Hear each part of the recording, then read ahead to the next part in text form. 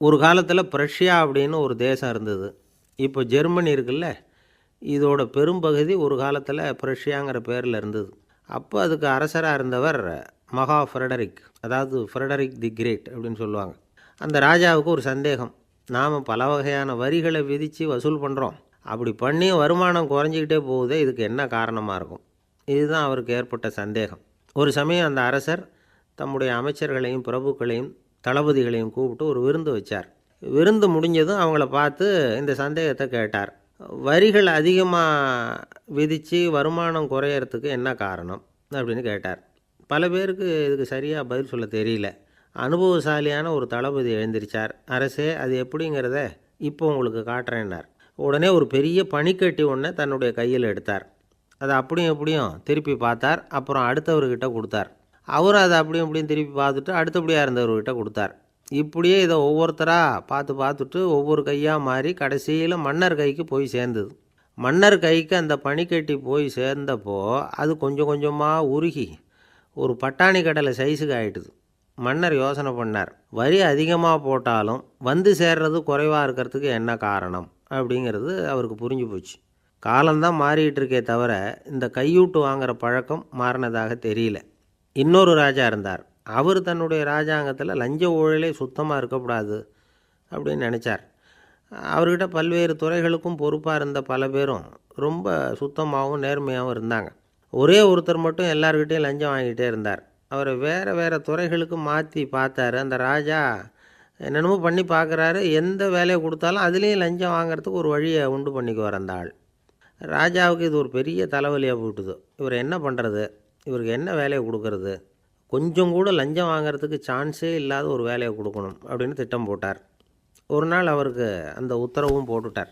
அதாவது அவருக்கு என்ன வேலைன்னா, கடற்கரையில் தான் அவருக்கு ஆஃபீஸ். அங்கேயே இருந்துக்க வேண்டியது. தினமும் எத்தனை கடல் அலை கரையில் வந்து மோதுது அப்படிங்கிறத கணக்கெடுத்து ராஜாவுக்கு தெரிவிக்க வேண்டியது. இதுதான் அவருக்கு வேலை. பேசாமல் அலையை எண்ணிட்டு உட்காந்துருக்கிட்டோம், அப்போவாவது அவர் லஞ்சம் வாங்குகிற சந்தர்ப்பம் இல்லாமல் போயிடும் அவருக்கு அப்படின்னு நினச்சார் ராஜா. இந்த ஆள் கடற்கரைக்கு போய் டியூட்டியில் ஜாயின் பண்ணிக்கிட்டார். ஒரே மாதத்தில் அங்கே சொந்தமாக ஒரு பிரம்மாண்டமான மாளிகை கட்டிவிட்டார். ராஜாவுக்கு இது பெரிய ஆச்சரியமாக போச்சு. அலையை என்ற வேலையில் அந்த ஆள் எப்படி பணம் சம்பாதிச்சார் அப்படின்னு விசாரித்து பார்த்தார் அக்கம் பக்கத்தில். அந்த ஆள் என்ன பண்ணியிருக்கிறாருன்னா, கடற்கரையில் போய் பொறுப்பை ஏற்றுக்கிட்ட உடனே அங்கே இருந்த மீனவர்கள்கிட்ட எல்லாம் இந்த கரையில் வந்து ஒரு நாளில் வந்து மோதுகிற அலைகள் எத்தனை அப்படின்னு கேட்டிருக்காரு. அது எப்படிங்க தெரியும்னு இருக்காங்க அவங்க. தினமும் அந்த எண்ணிக்கை தெரியணும். நம்ம ராஜாவுக்கு தினமும் அறிக்கை அனுப்பணும், டெய்லி ரிப்போர்ட்டு. தவறுனா நீங்கள் இந்த கடலில் போய் மீன் பிடிக்கிறதுக்கு ராஜாவோட அனுமதி கிடைக்காது அப்படின்ட்டுருக்காரு. உடனே மீனவர்கள்லாம் பயந்து போட்டாங்க. கடலுக்கு போகிறதுக்கு அனுமதி இல்லைன்னா பட்டினி கிடக்கிறது மாதிரி ஆகிடுமே.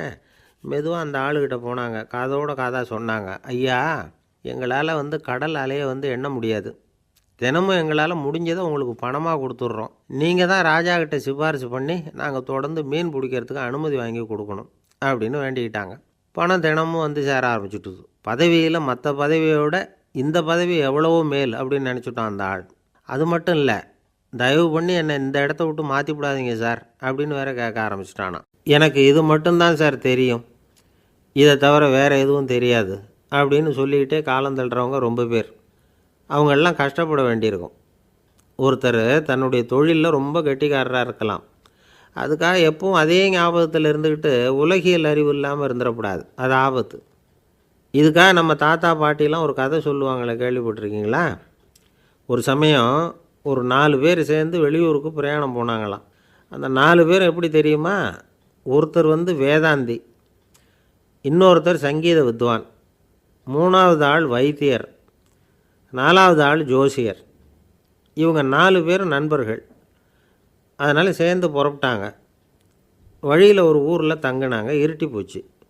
அதனால் இன்றைக்கி ராத்திரி இங்கேயே தங்கி இருந்துட்டு நாளைக்கு புறப்படலாம் அப்படின்னு தீர்மானம் பண்ணாங்க. சாப்பாட்டுக்கு என்ன பண்ணுறது? அங்கேயே கடத்தெருவுக்கு போய் சாமான்லாம் வாங்கியாந்து சமைச்சி சாப்பிட்லாம்னு முடிவு பண்ணாங்க. 4 பேர் இருக்கிறதுனால ஆளுக்கு ஒரு காரியமாக செய்யலாம் அப்படின்னு வேலையை பிரிச்சுக்கிட்டாங்க.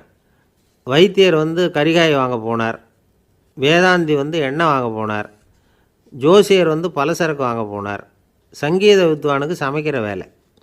எல்லாம் சரி. ஆனால் நடந்தது என்ன தெரியுமா? கடைத்தெருவுக்கு காய்கறி வாங்க போனார்ல வைத்தியர், அங்கே போய் மார்க்கெட்டில் பார்த்தார். ஒவ்வொரு கறிகாயாக எடுத்து பார்த்தார். இது பித்தம், உடம்புக்கு ஒத்துக்காது, இது வாயு, உடம்புக்கு ஒத்துக்காது அப்படின்னு ஒவ்வொன்றா தள்ளினார்.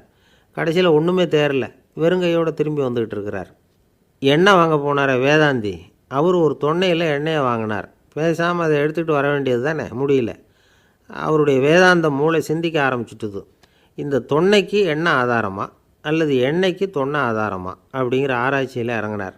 என்னாச்சு தெரியுமா? அப்படி கவுத்து பார்த்தார். வாங்கின எண்ணெய் பூராவையும் வழியில் கொட்டிவிட்டு வெறும் தொன்னையோடு வந்து சேர்ந்தார். பலசரக்கு வாங்க போனார் ஜோசியர். அவர் ஒரு வழியில் பார்த்தாரு. வழியில் வந்தவங்களெல்லாம் அங்கங்கே ஒரு மரத்தடியில் உட்கார வச்சு அவங்களுக்கெல்லாம் ஆர்வம் சொல்ல ஆரம்பிச்சிட்டார். அப்படி ஒவ்வொருத்தராக சொல்லி முடிச்சுட்டு கடைத்தருக்கு போய் சேர்ந்தார். இவர் அங்கே போய் சேர்றதுக்குள்ளே ரொம்ப நேரம் ஆகிட்டுது. கடையெல்லாம் பூட்டிவிட்டு போயிட்டாங்க. என்ன செய்கிறது? அவரும் வெறுங்கையோடு திரும்பி வந்து சேர்ந்தார். சரி, இவங்க கதை தான் இப்படி ஆச்சு. அங்கே சமைக்கிறதுக்காக உட்காந்துருந்தார் சங்கீத வித்வான். அவர் கதை என்னாச்சு தெரியுமா? அங்கே அவர் அடுப்பை பற்ற வச்சு ஒலையை கொதிக்க வச்சார். அதாவது ஒரு பானையில் தண்ணியை ஊற்றி அடுப்பில் வச்சார். அது கொதிக்க ஆரம்பிச்சிது. தண்ணி கொதிக்கிற சத்தம் இருக்குதுல்ல, அது இவருக்கு தாளம் போடுறது மாதிரி இருந்தது. ஒரே குஷி, பாட ஆரம்பிச்சிட்டார். பாடிக்கிட்டே உற்சாகமாக கையில் இருந்த கரண்டியால் அந்த பானையில் தட்டினார், தாளம் போடுறதா நினச்சிக்கிட்டு. அவ்வளவுதான், பானை பட்டுன்னு உடஞ்சி போச்சு. தலையில் கையை வச்சுக்கிட்டு அவரும் உட்காந்துட்டார். எந்த தொழில் தெரிஞ்சாலும் சரி, அதை புத்திசாலித்தனமாக பயன்படுத்த தெரியலன்னா ஆபத்து தான். அதுக்காக தான் இந்த கதை. ஒரு பஸ்ஸு டிரைவர் ரொம்ப கெட்டிக்காரரு. பஸ்ஸை ரொம்ப திறமையாக ஆபத்து இல்லாமல் ஓட்டினதுக்காக பரிசுலாம் வாங்கினவர். அவரே ஒரு படகு ஓட்டுறதுக்காக அழைச்சிட்டு போயிருக்கிறாங்க, மோட்டார் படகு. அதையும் ரொம்ப திறமையாக தான் ஓட்டிகிட்டு போயிருக்கிறாரு. நடுக்கடலில் போனதும் படகு நின்று போச்சு. மோட்டாரில் ஏதோ கோளாறு. என்ன செய்யலாம் அப்படின்னு அந்த டிரைவரை கேட்டிருக்கிறாங்க படகுல இருந்தவங்கெல்லாம். அப்போ அவர் சொன்னாராம், கவலைப்படாதீங்க, ஒன்றும் பிரச்சனை இல்லை, எல்லோரும் கொஞ்சம் கீழே இறங்கி பின்னாடி தள்ளுங்க, மோட்டார் ஸ்டார்ட் ஆகிடும் அப்படின்னாராம். ஒரு ஊரில் ஒரு இளைஞன் இருந்தான். ஒரு நாள் அவன் ஒரு குருவை தேடிக்கிட்டு புறப்பட்டான். ஊரை விட்டு வெளியில் போனான். போகிற வழியில் ஒரு காடு. அந்த காட்டில் ஒரு மரத்தடியில் ஒரு பெரியவர் உட்காந்துருக்கிறார். அமைதியாக மௌனமாக அவர் அமர்ந்திருக்கிறார். இந்த பெரியவரை விசாரிக்கலாம், குருவை தேடி கண்டுபிடிக்கிறதுக்கு இவர் ஏதாவது ஒரு வழி சொல்லி கொடுப்பார் அப்படின்னு நினச்சிக்கிட்டு அவரை நெருங்கினான். ஐயா, எனக்கு ஒரு குரு தேவை, எங்கே கிடைப்பார்? அவரை எப்படி அடையாளம் கண்டுபிடிக்கிறது? அதை பற்றி ஏதாவது விவரம் சொன்னீங்கன்னா நான் கண்டுபிடிச்சிக்குவேன் அப்படின்ட்டுருக்கான். பெரியவர் நிமிர்ந்து பார்த்தார். தம்பி, அது ரொம்ப சுலபம். அவர் வயசானவராக இருப்பார், என்னை விட சுமார் 30 வயசு அதிகமாக இருக்கும். அவர் ஒரு மரத்தடியில் தான் உட்காந்துருப்பார் அப்படின்ட்டுருக்கான். சரிங்க பெரியவரே, அது என்ன மாதிரியான மரம், எப்படி இருக்கும் அப்படின்னு கேட்டிருக்கான். பெரியவர் அந்த விவரங்களையும் சொல்லியிருக்கிறாரு. அது மட்டும் இல்லை, சந்திக்கிற நாள், நேரம், வினாடி முதற்கொண்டு எல்லா விவரங்களையும் துல்லியமாக சொன்னாராம். இவ்வளவு விவரங்களை இவரால் எப்படி சொல்ல முடியுது அப்படின்னு இவனுக்கு ஆச்சரியம். இருந்தாலும் அந்த பெரியவர் கடைசியாக ஒரு விவரம் சொன்னார். அது என்ன தெரியுமா? எப்படியும் நீ அவரை சந்திக்கிறதுக்கு ஒரு 30 வருஷம் ஆகும் அப்படின்னு சொல்லிவிட்டாராம். ரொம்ப நன்றிங்க பெரியவரே அப்படின்னு சொல்லிவிட்டு அந்த இளைஞன் புறப்பட்டுருக்கான். இப்போ அவனுக்கு குரு பற்றின விவரம் எல்லாம் கிடச்சிட்டுது, சந்திக்கிற நேரமும் தெரிஞ்சுட்டுது. ஆனால் 30 வருஷம் அவரை தேடி அலைய வேண்டியிருக்குமே. அவன் தேட ஆரம்பித்தான். காடு மலை எல்லாம் சுற்றி அலைஞ்சான். பல வருஷங்கள் தேடினான், அழுத்து போயிட்டான். கடைசியில் அவனுக்கும் வயசாகிட்டுது. கடைசியில் தன்னுடைய சொந்த ஊருக்கே திரும்பி போய்கிட்டு இருந்தான். அங்கே ஒரு மரத்தடியில் அவன் தேடிக்கிட்டு இருந்த குருநாதர் கிடைச்சார். யார் அவருன்னா, 30 வருஷத்துக்கு முன்னாடி வழி சொல்லி கொடுத்தாருல அதே பெரியவர். அவருக்கு இப்போ 30 வயசு அதிகமாக இருந்தது. அதே மரம். அன்னைக்கு பெரியவர் சொன்ன அடையாளம் இப்போ பொருத்தமாக இருந்தது. இப்போ அந்த பெரியவர் சொன்னார், சரியாக வந்து சேர்ந்துட்டேன், வா, உனக்காக தான் நான் இவ்வளவு காலமும் காத்துக்கிட்டு இருந்தேன் அப்படின்னாராம். என்ன சொல்கிறீங்கன்றிருக்கான். 30 வருஷத்துக்கு முன்னாடி என்கிட்ட வந்தியே, அப்போவே என் காலம் வந்து முடிஞ்சு போயிருந்தது. அப்போவே என்ன உனக்கு அடையாளம் தெரியல, அதனால் இவ்வளவு காலம் உனக்காக காத்துட்ருக்கும்படி ஆகிட்டுது அப்படின்னாராம். ஐயா, அப்போவே நீங்கள் சொல்லியிருக்கலாமே, இதுதான் 30 வருஷம் கழித்து நீ சந்திக்க போகிற இடம், நான் தான் உன்னுடைய குரு அப்படின்னு சொல்லியிருக்கலாமே அப்படின்ட்டுருக்கான். அந்த பெரியவர் சிரிச்சுக்கிட்டே இதுக்கு பதில் சொன்னாராம். நான் எவ்வளவோ விவரமாக தான் சொன்னேன், நீ சரியாக புரிஞ்சிக்கல. காரணம், அப்போ நீ போதுமான அளவுக்கு பக்குவம் பெற்றிருக்கவில்லை. அதனால் புரியும் சக்தி இல்லாமல் போயிட்டுதப்போ 30 ஆண்டு காலம் நீ அலைஞ்சி தெரிஞ்சிருக்கிற. அது காரணமாக இப்போ உனக்கு அந்த பக்குவம் வந்துட்டுது. அதனால தான் அடையாளம் காண முடிஞ்சுது, நானே உன்னுடைய குரு அப்படின்னாராம். இதிலேருந்து என்ன தெரியுதுன்னா, ஆன்மீகத்தில் மாணவனாக சேர்றதுக்கு கூட ஒரு பக்குவத்தன்மை தேவைப்படுது. ஒரு பெரிய ஞானி, அவர்கிட்ட சீடனாக இருக்க ஒருத்தன் வந்தான், எதிரில் நின்னான். ஞானி அவனை வெகு நேரம் உற்று பார்த்தார். அப்புறம் சொன்னார், சீடனாக இருக்கிறது ரொம்ப சிரமம்னார். நான் தயாராக இருக்கிறேன்னா. அது இன்னமும் சிரமமாச்சே, இங்கே குருவாக இருக்கிறது மட்டுமே சுலபம் அப்படின்னாராம். அப்படின்னா நான் குருவாகவே ஆயிடுறேன் அப்படின்னானா. இது போலவே இந்த காலத்தில் கதை ஒன்று உண்டு. ஒரு பள்ளிக்கூடத்தில் வகுப்பு ஆசிரியர் மாணவனை திட்டிக்கிட்டு இருந்தார். டேய், நீ 100க்கு 10 மார்க்கு தான் வாங்கிக்கிட்டு இருக்க. இவ்வளவு மோசமாக நீ படித்தா கடைசியில் மாடு மேய்க்கிறது கூட லாய்க்கு இல்லாதவனா ஆகிடுவேன். அதுக்கப்புறம் என்ன செய்ய போகிறேன் அப்படின்னாராம். பையன் தலையை சொரிஞ்சிக்கிட்டே சொன்னானா, சார் அப்படின்னா ஒன்று செய்கிறேன் அப்படின்னானா. இவர் கேட்டிருக்கார், என்ன செய்ய போகிறேன்னு. வேறு என்ன சார், உங்களை மாதிரி ஒரு ஆசிரியர் ஆகிடுறேன் அப்படின்னானா. இமயமலை அடிவாரத்தில் ஒரு மடம். அங்கே ஒரு சன்னியாசி இருந்தார். அவர்கிட்ட ஒருத்தர் வந்தார். சுவாமி, ஆசையை உதற நினைக்கிறேன், முடியல, ஒட்டிக்கிட்டே வருது அப்படின்னாராம். இப்படி உட்கார, ஒரு கதை சொல்கிறேன் அப்படின்னு சொல்லி அவர் சொல்ல ஆரம்பித்தாராம். அவர் சொன்ன கதை என்னென்னா, ஒரு ஊரில் ஒரு ஆள் இருந்தான். அவன் பேர் குப்புசாமி. அவங்ககிட்ட எப்பவும் ஒரு பழைய தொப்பி இருக்கும், விடவே மாட்டான். அதனால் அவனை எல்லோரும் தொப்பி சாமி அப்படின்னு தான் கூப்பிடுறது வழக்கம்.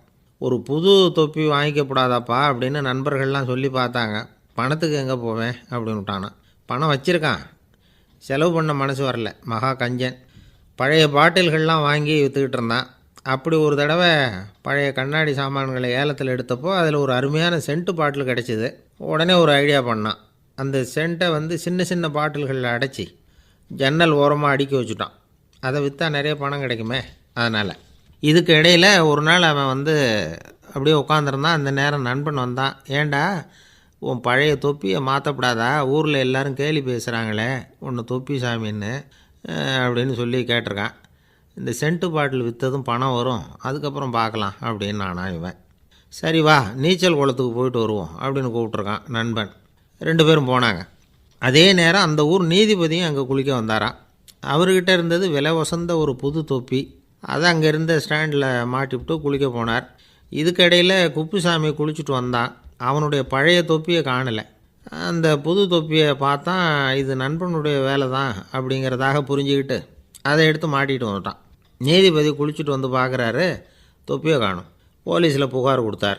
அவங்க தேடினாங்க. ஒரு மூலையில் பழைய தொப்பி கிடச்சிது. அடடா, இது நம்ம குப்புசாமியோட தொப்பி இல்லையா அப்படின்னு நானா ஒருத்தன்.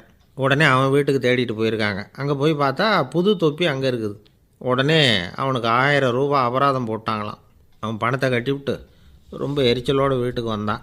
பழைய தொப்பி கண்ணில் பட்டுது. மறுபடியும், உன்னால் தானே எனக்கு 1000 ரூபா நஷ்டம் அப்படின்னு சொல்லி அதை எடுத்துக்கிட்டு அப்படி போயிருக்கான். அந்த ஊர் குளத்தில் வீசி எரிஞ்சிட்டு வந்துட்டான். அது மீன் பிடிக்கிற ஒருத்தன் கையில் சிக்கிச்சு. அவன் வர்ற வழியில் அதை எடுத்து வேகமாக வீசி எறிஞ்சான். அது நேராக குப்புசாமி வீட்டு ஜன்னல் வழியாக உள்ளே இந்த சென்ட்டு பாட்டில்கள் மேலே விழுந்து எல்லாம் உடஞ்சி நொறுங்கி போச்சு. குப்புசாமி பார்த்தான். தோட்டத்தில் ஆழமாக ஒரு குழியை வெட்டினான். அந்த தொப்பியை போட்டான், மூடிவிட்டான். இதை அடுத்த வீட்டுக்காரன் பார்த்தான். ஏதோ புதையல் தான் வச்சுருக்கான் போல இருக்குன்னு நினச்சான். போலீஸில் போய் புகார் கொடுத்துட்டான். மறுபடியும் போலீஸ் குழியை தோண்டினாங்க. பழைய தொப்பி மறுபடியும் வெளியில் வந்தது. எல்லோரும் சிரிக்கிறாங்க. அன்னைக்கு ராத்திரியே அந்த தொப்பியை எடுத்துக்கிட்டு நேராக புறப்பட்டான். ஒரு கல்லில் அதை சேர்த்து கட்டி குடிநீர் தொட்டி இருக்கும்ல, அதில் போட்டுட்டு வந்துட்டான். இனிமேல் என்ன பண்ணும் பார்ப்போன்னு. ஒரு நாள் திடீர்னு குழாயெல்லாம் அடைப்பட்டு போச்சு. மாநகராட்சி அலுவலர்கள் என்னன்னு பார்த்தா அந்த பழைய தொப்பி குழாயை அடைச்சிக்கிட்டு இருக்குது. இது குப்புசாமியோட தொப்பிங்கிறது தான் எல்லாருக்கும் தெரியுமே. உடனே குடிநீரை பாழாக்கணத்துக்காக குப்புசாமிக்கு கோர்ட்டு 2500 ரூபா அபராதம் போட்டுவிட்டுது. அதையும் கட்டிவிட்டு வெளில வந்தான். கடைசியாக முடிவு பண்ணான். ஒரு நெருப்பு குச்சியை கிழிச்சான். தொப்பியை கொளுத்தினான். எரிஞ்சுது. எடுத்து வெளில எரிஞ்சான். கொஞ்ச நேரத்தில் தீ அணைப்பு படம் வந்துட்டுது. ஆமாம், இவன் எடுத்து எரிஞ்சது வெளியில் விழுந்து வீட்டு கூரையே பற்றிக்கிட்டு எரிய ஆரம்பிச்சுட்டுது. அவனோட பணத்தாசையும் அதோடு சேர்ந்து எரிஞ்சு போச்சான். இப்படி ஒரு கதை. இந்த கதையை சொல்லி முடித்தார் அந்த இமயமலை அடிவாரத்தில் இருந்த சன்னியாசி. இப்போ அந்த குப்புசாமி எங்கே இருக்கிறான்னு கேட்டார் எதிரில் இருந்தவர். இதோ உன் எதிரிலே இருக்கிறான், நான் தான் அந்த குப்புசாமி அப்படின்னாரான் அந்த சன்னியாசி. அந்த குப்புசாமிகிட்ட இருந்தது மாதிரி ஒரு பழைய தொப்பி நம்ம ஒவ்வொருத்தர்கிட்டையும் உண்டு. அதை எப்படி தொலைக்கிறதுன்னு தெரியாமல் தடுமாறிக்கிட்டு இருக்கிறோம். அது என்ன தொப்பிங்கிறீங்களா? அதுதான் நம்மை சூழ்ந்திருக்கிற மாயை அப்படிங்கிறார் சுவாமி சின்மயானந்தர். மெய்ஞானம் கிடைக்கிறப்போ மாயை எரிஞ்சு போகும் அப்படிங்கிறது அவருடைய கருத்து. நம்மால் ஒருத்தர் வேகமாக ஓடி வந்தார். காலில் மாட்டியிருந்த பழைய செருப்பு 2ஐயும் ஆவேசமாக தூக்கி ஒரு கிணத்துல போட்டுட்டு வெறுங்காலோடு நடந்து வந்துக்கிட்டு இருக்கிறார். ஏன் அப்படி பண்ணீங்க அப்படின்னு கேட்டோம். அந்த செருப்புக்கு சொந்தக்காரன் வந்து பின்னாடி வந்துக்கிட்டு இருக்கிறான், அதனால் அப்படி பண்ணேன் அப்படிங்கிறார் இவர். காசியில் இருக்கிற கடவுள் காசி விஸ்வநாதர், அங்கே இருக்கிற தேவி காசி விசாலாட்சி. இவங்க 2 பேரும் ஒரு நாள் பேசிக்கிட்டு இருந்தப்போ கடவுள் சொன்னார், இந்த மனிதர்களை நாம் ரொம்பவும் நம்பிக்கையோடு தான் படைச்சிருக்கிறோம், இருந்தாலும் அவங்களுக்கு தான் நம்பிக்கை இல்லை, எதுலேயும் ஒரு உண்மையான நம்பிக்கை இல்லாமல் வாழ்ந்துக்கிட்டு இருக்கிறாங்க அப்படின்னார். என்ன அப்படி சொல்கிறீங்க? அதை பாருங்கள், எவ்வளவு பேர் காசியை தேடிட்டு வந்து கங்கையில் குளிச்சுக்கிட்டு இருக்கிறாங்க, அவங்களெலாம் நம்பிக்கை இல்லைன்னா இவ்வளவு தூரம் தேடிட்டு வந்து இங்கே குளிப்பாங்களா அப்படின்னு நாங்கள் தேவி. சரி, அதை சோதித்து பார்க்கலாம் அப்படின்னு 2 பேரும் முடிவு பண்ணிக்கிட்டாங்க. உடனே ஒரு திட்டம் போட்டாங்க. அது எப்படின்னா, நாம் 2 பேருமே பக்தர்கள் மாதிரி உருவத்தை மாற்றிக்கிட்டு கங்கை கரைக்கு போக வேண்டியது. நான் வந்து கங்கையில் இறங்கி குளிக்கிறேன், கொஞ்ச நேரத்தில் சுழலில் மாட்டிக்கிட்டது மாதிரி நடிக்கிறேன். நீ உடனே கரையிலிருந்து சத்தம் போடும், என்னோடய வீட்டுக்காரரை யாராவது காப்பாற்றுங்களேன்னு சத்தம் போடும். அதோடு இன்னொன்று சொல்லு, யாராவது ஒரு புண்ணிய ஆத்மா அவர்கிட்ட போய் அவருடைய முடியை பிடிச்சி இழுக்கணும், அப்படி ஒரு சாபம் இருக்குது எங்களுக்கு. புண்ணிய ஆத்மா, அதாவது எந்த பாவமும் செய்யாத இல்லாத ஒருத்தர் தான் அவரை காப்பாற்ற முடியும். அப்படிப்பட்டவங்க யாராவது வெள்ளத்தில் குதித்து என்னுடைய கணவரை காப்பாற்றுங்கோ அப்படின்னு நீ சத்தம் போடு, கூச்சல் போடு, என்ன நடக்குதுன்னு பார்க்கலாம் அப்படின்னார் கடவுள். சரின்னு சொல்லி 2 பேருமா சாதாரண பக்தர்கள் மாதிரி கங்கை கரைக்கு வந்து சேர்ந்தாங்க. அவர் இறங்கி குளித்தார். திட்டம் போட்டது மாதிரியே சுழலில் மாட்டிக்கிட்டது மாதிரி கத்துனார். கரையில் இருந்த அந்த அம்மா, ஐயோ என் கணவரை காப்பாற்றுங்களேன், யாராவது காப்பாற்றுங்களேன்னு கத்துனாங்க. பல பேர் ஓடி வந்தாங்க. உடனே இவங்க, பாவம் இல்லாத புண்ணிய ஆத்மா ஒருத்தரால் தான் என்னுடைய கணவர் காப்பாற்றப்படணுங்கிறது விதி, அப்படி ஒரு சாபம் இருக்குது, அதனால் புண்ணிய ஆத்மா யாராவது அவர்கிட்ட போய் அவர் முடியை பிடிச்சி தூக்குனா அவரை காப்பாற்றி போடலாம் அப்படின்னாங்க. இவங்க இப்படி சொன்னதும் எல்லோரும் திகைச்சு போய் நின்றுட்டாங்க. ஒவ்வொருத்தருக்கும் அவங்க செஞ்ச பாவம்லாம் ஒவ்வொன்றா ஞாபகத்துக்கு வர ஆரம்பிச்சுட்டுது. சரி, இதுக்கு நாம் லாயக்கு இல்லை அப்படின்னு சொல்லி ஒதுங்கி போக ஆரம்பிச்சிட்டாங்க எல்லாம். இந்த சமயத்தில் யாரோ ஒருத்தர் வேகமாக ஓடி வந்தார், ஆற்றுல குதித்தார். அவர்கிட்ட போனார், முடியை பிடிச்சார், தூக்குனார், அவரை காப்பாற்றி கரைக்கு கொண்டுட்டு வந்துட்டார். அப்படி காப்பாற்றின அந்த ஆளை இவங்க 2 பேரும் தனியாக கூப்பிட்டுக்கிட்டு ஒரு மண்டபத்துக்கு வந்துட்டாங்க. வந்து விசாரிக்கிறாங்க. நீ யாரப்பா அப்படின்னு கேட்குறாங்க. ஏதும் தெரியாத மாதிரி. நான் இந்த ஊர் அன்ன சத்திரத்தில் வேலை செய்கிற ஒரு சமையல்காரன் அப்படிங்கிறார். நீ வந்து கங்கையில் குளிக்கிறது உண்டான்னு கேட்டிருக்காங்க. நான் இந்த ஊர்லேயே தான் இருக்கிறேன், இருந்தாலும் தினமும் கங்கையில் குளிக்கிறதில்ல, எப்போவாவது ஒரு நாள் அங்கே குளிப்பேன் அப்படின்னார். கங்கையில் மூழ்கி எழுந்திரிச்சா பாவம்லாம் தொலையும்னு சொல்கிறாங்க. அப்படி இருக்கிறப்போ அங்கே இன்றைக்கி கங்கையில் குளிச்சுக்கிட்டு இருக்கிறவங்கெல்லாம் தங்களை வந்து புண்ணிய ஆத்மாவாக நினைக்கல. கங்கையில் குளிக்காத நீ உன்னை வந்து புண்ணிய ஆத்மாவாக நினச்சி என்னை காப்பாற்ற வந்திருக்கிற, அது எப்படி அப்படின்னு கேட்டார். அதுக்கு அந்த ஆள் சொல்கிறான், கங்கையில் குதித்ததுக்கு அப்புறம் தானே உங்களை காப்பாற்ற போகிறோம், அப்படி குதிக்கும் பொழுது என்னுடைய பாவம்லாம் போயிருக்கும்ல, நான் புண்ணிய ஆத்மாவாக ஆயிருப்பேனே, அதனால தான் துணிஞ்சு வந்து உங்களை காப்பாற்றினேன் அப்படின்னா. கடவுளும் தேவியும் அவனுக்கு வந்து காட்சி கொடுத்தாங்களாம். இப்படி ஒரு கதை உண்டு. அதாவது கங்கையில் குளிச்சுக்கிட்டு இருக்கிறவங்களுக்கே தங்களுடைய பாவம் போகுங்கிற நம்பிக்கை பரிபூர்ணமாக இல்லை, குளிக்காத ஒருத்தனுக்கு அந்த நம்பிக்கை இருந்தது. அதனால் அவனால் கடவுளை பார்க்க முடிஞ்சுது. கடவுளை வந்து நாமளும் பார்க்க முடியுமா முடியாதா அப்படிங்கிற குழப்பம்லாம் நமக்கு வேண்டியதில்லை. நம்பிக்கையோடு வாழணுங்கிற உண்மையை மட்டும் இந்த கதையிலேருந்து புரிஞ்சுக்கிட்டால் போதும். ஏன்னா இந்த கதையை கேட்டுட்டு ஒரு நண்பன் குதர்க்கமாக ஒரு கேள்வி கேட்டான். ஏன் சார், கங்கையில் குளித்தா பாவம் போயிடும்னு சொல்கிறீங்களே, நான் எனக்கு வேண்டாத ஒருத்தனை அழைச்சிட்டு போய் கங்கையிலேயே தள்ளி விட்டுட்டு அதுக்கப்புறம் அங்கேயே முழுக்க போட்டுட்டு நான் செஞ்ச பாவத்தை வந்து அதுலேயே கழுவி விட்டுட்டு மறுபடியும் உங்ககிட்ட வந்துடுறேன்னு வச்சுக்கோங்க, நீங்கள் என்னை வந்து புண்ணிய ஆத்மான்னு ஏற்றுக்குவீங்களா அப்படிங்கிறான். ஆள் கொஞ்சம் ஆசைந்தான், நம்மளே அங்கே அழைச்சிட்டு போனாலும் போயிடுவான். வாழ்க்கையில் சில சந்தர்ப்பங்களில் நாம் வந்து சில அவமானங்களை சந்தித்தே தீர வேண்டியிருக்கு. என்ன பண்ணுறது, காலம் அப்படி. அவமானப்படுறவங்க உடனே அடங்கி போய்டுறது தான் உலக வழக்கம். அவமானப்பட்டால் உடனே சீறி எழறவங்களும் உண்டு. ஆனால் அதையே ஒரு சவாலாக எடுத்துக்கிட்டு முன்னுக்கு வர்றவங்களும் சில பேர் இருக்கிறாங்க. அவங்க ரொம்ப அபூர்வம். இன்றைக்கி மனோதத்துவ நிபுணர்கள்லாம் என்ன சொல்கிறாங்க தெரியுமா? அவமானப்பட்டுட்டா உடனே அடங்கி போயிடக்கூடாதான். அதையே ஒரு சவாலாக எடுத்துக்கிட்டு மனசில் ஒரு வைராக்கியத்தோடு முயற்சி பண்ணினா வாழ்க்கையில் எல்லாரும் முன்னேறலாமா. அவமானங்கிறத நாம் வைராக்கியமாக மாற்றிக்கணும். அதுதான் வெற்றிக்கு வழி. ராமர் இந்த பூமியில் பிறந்ததே ஒரு வைராக்கியத்தினால தான் சார் அப்படின்னார் ஒருத்தர். எப்படிங்க அது அப்படின்னு கேட்டேன். அவர் சொன்னார், தசரதருக்கு ராமர் குழந்தையாக பிறக்கணும், அப்போ தான் இங்கே இருக்கிற கஷ்டங்கள்லாம் நீங்கும் அப்படின்னு சர்வ லோகமும் எதிர்பார்த்துக்கிட்டு இருக்குது. ஆனால் அவர் எப்போ பிறப்பார் அப்படின்னு யாருக்கும் தெரியல. அந்த காரியம் சீக்கிரம் நடக்கணுமே, அதுக்கு என்ன பண்ணுறது? நாரதர் வந்தார் ஒரு நாள் தசரதரை தேடி. தசரதா, உனக்கு ஒரு செய்தி தெரியுமான்னு ஆரம்பித்தார். அவர் எப்பவும் இப்படித்தானே ஆரம்பிக்கிறது வழக்கம். என்ன விஷயம்னு கேட்டார் தசரதர்.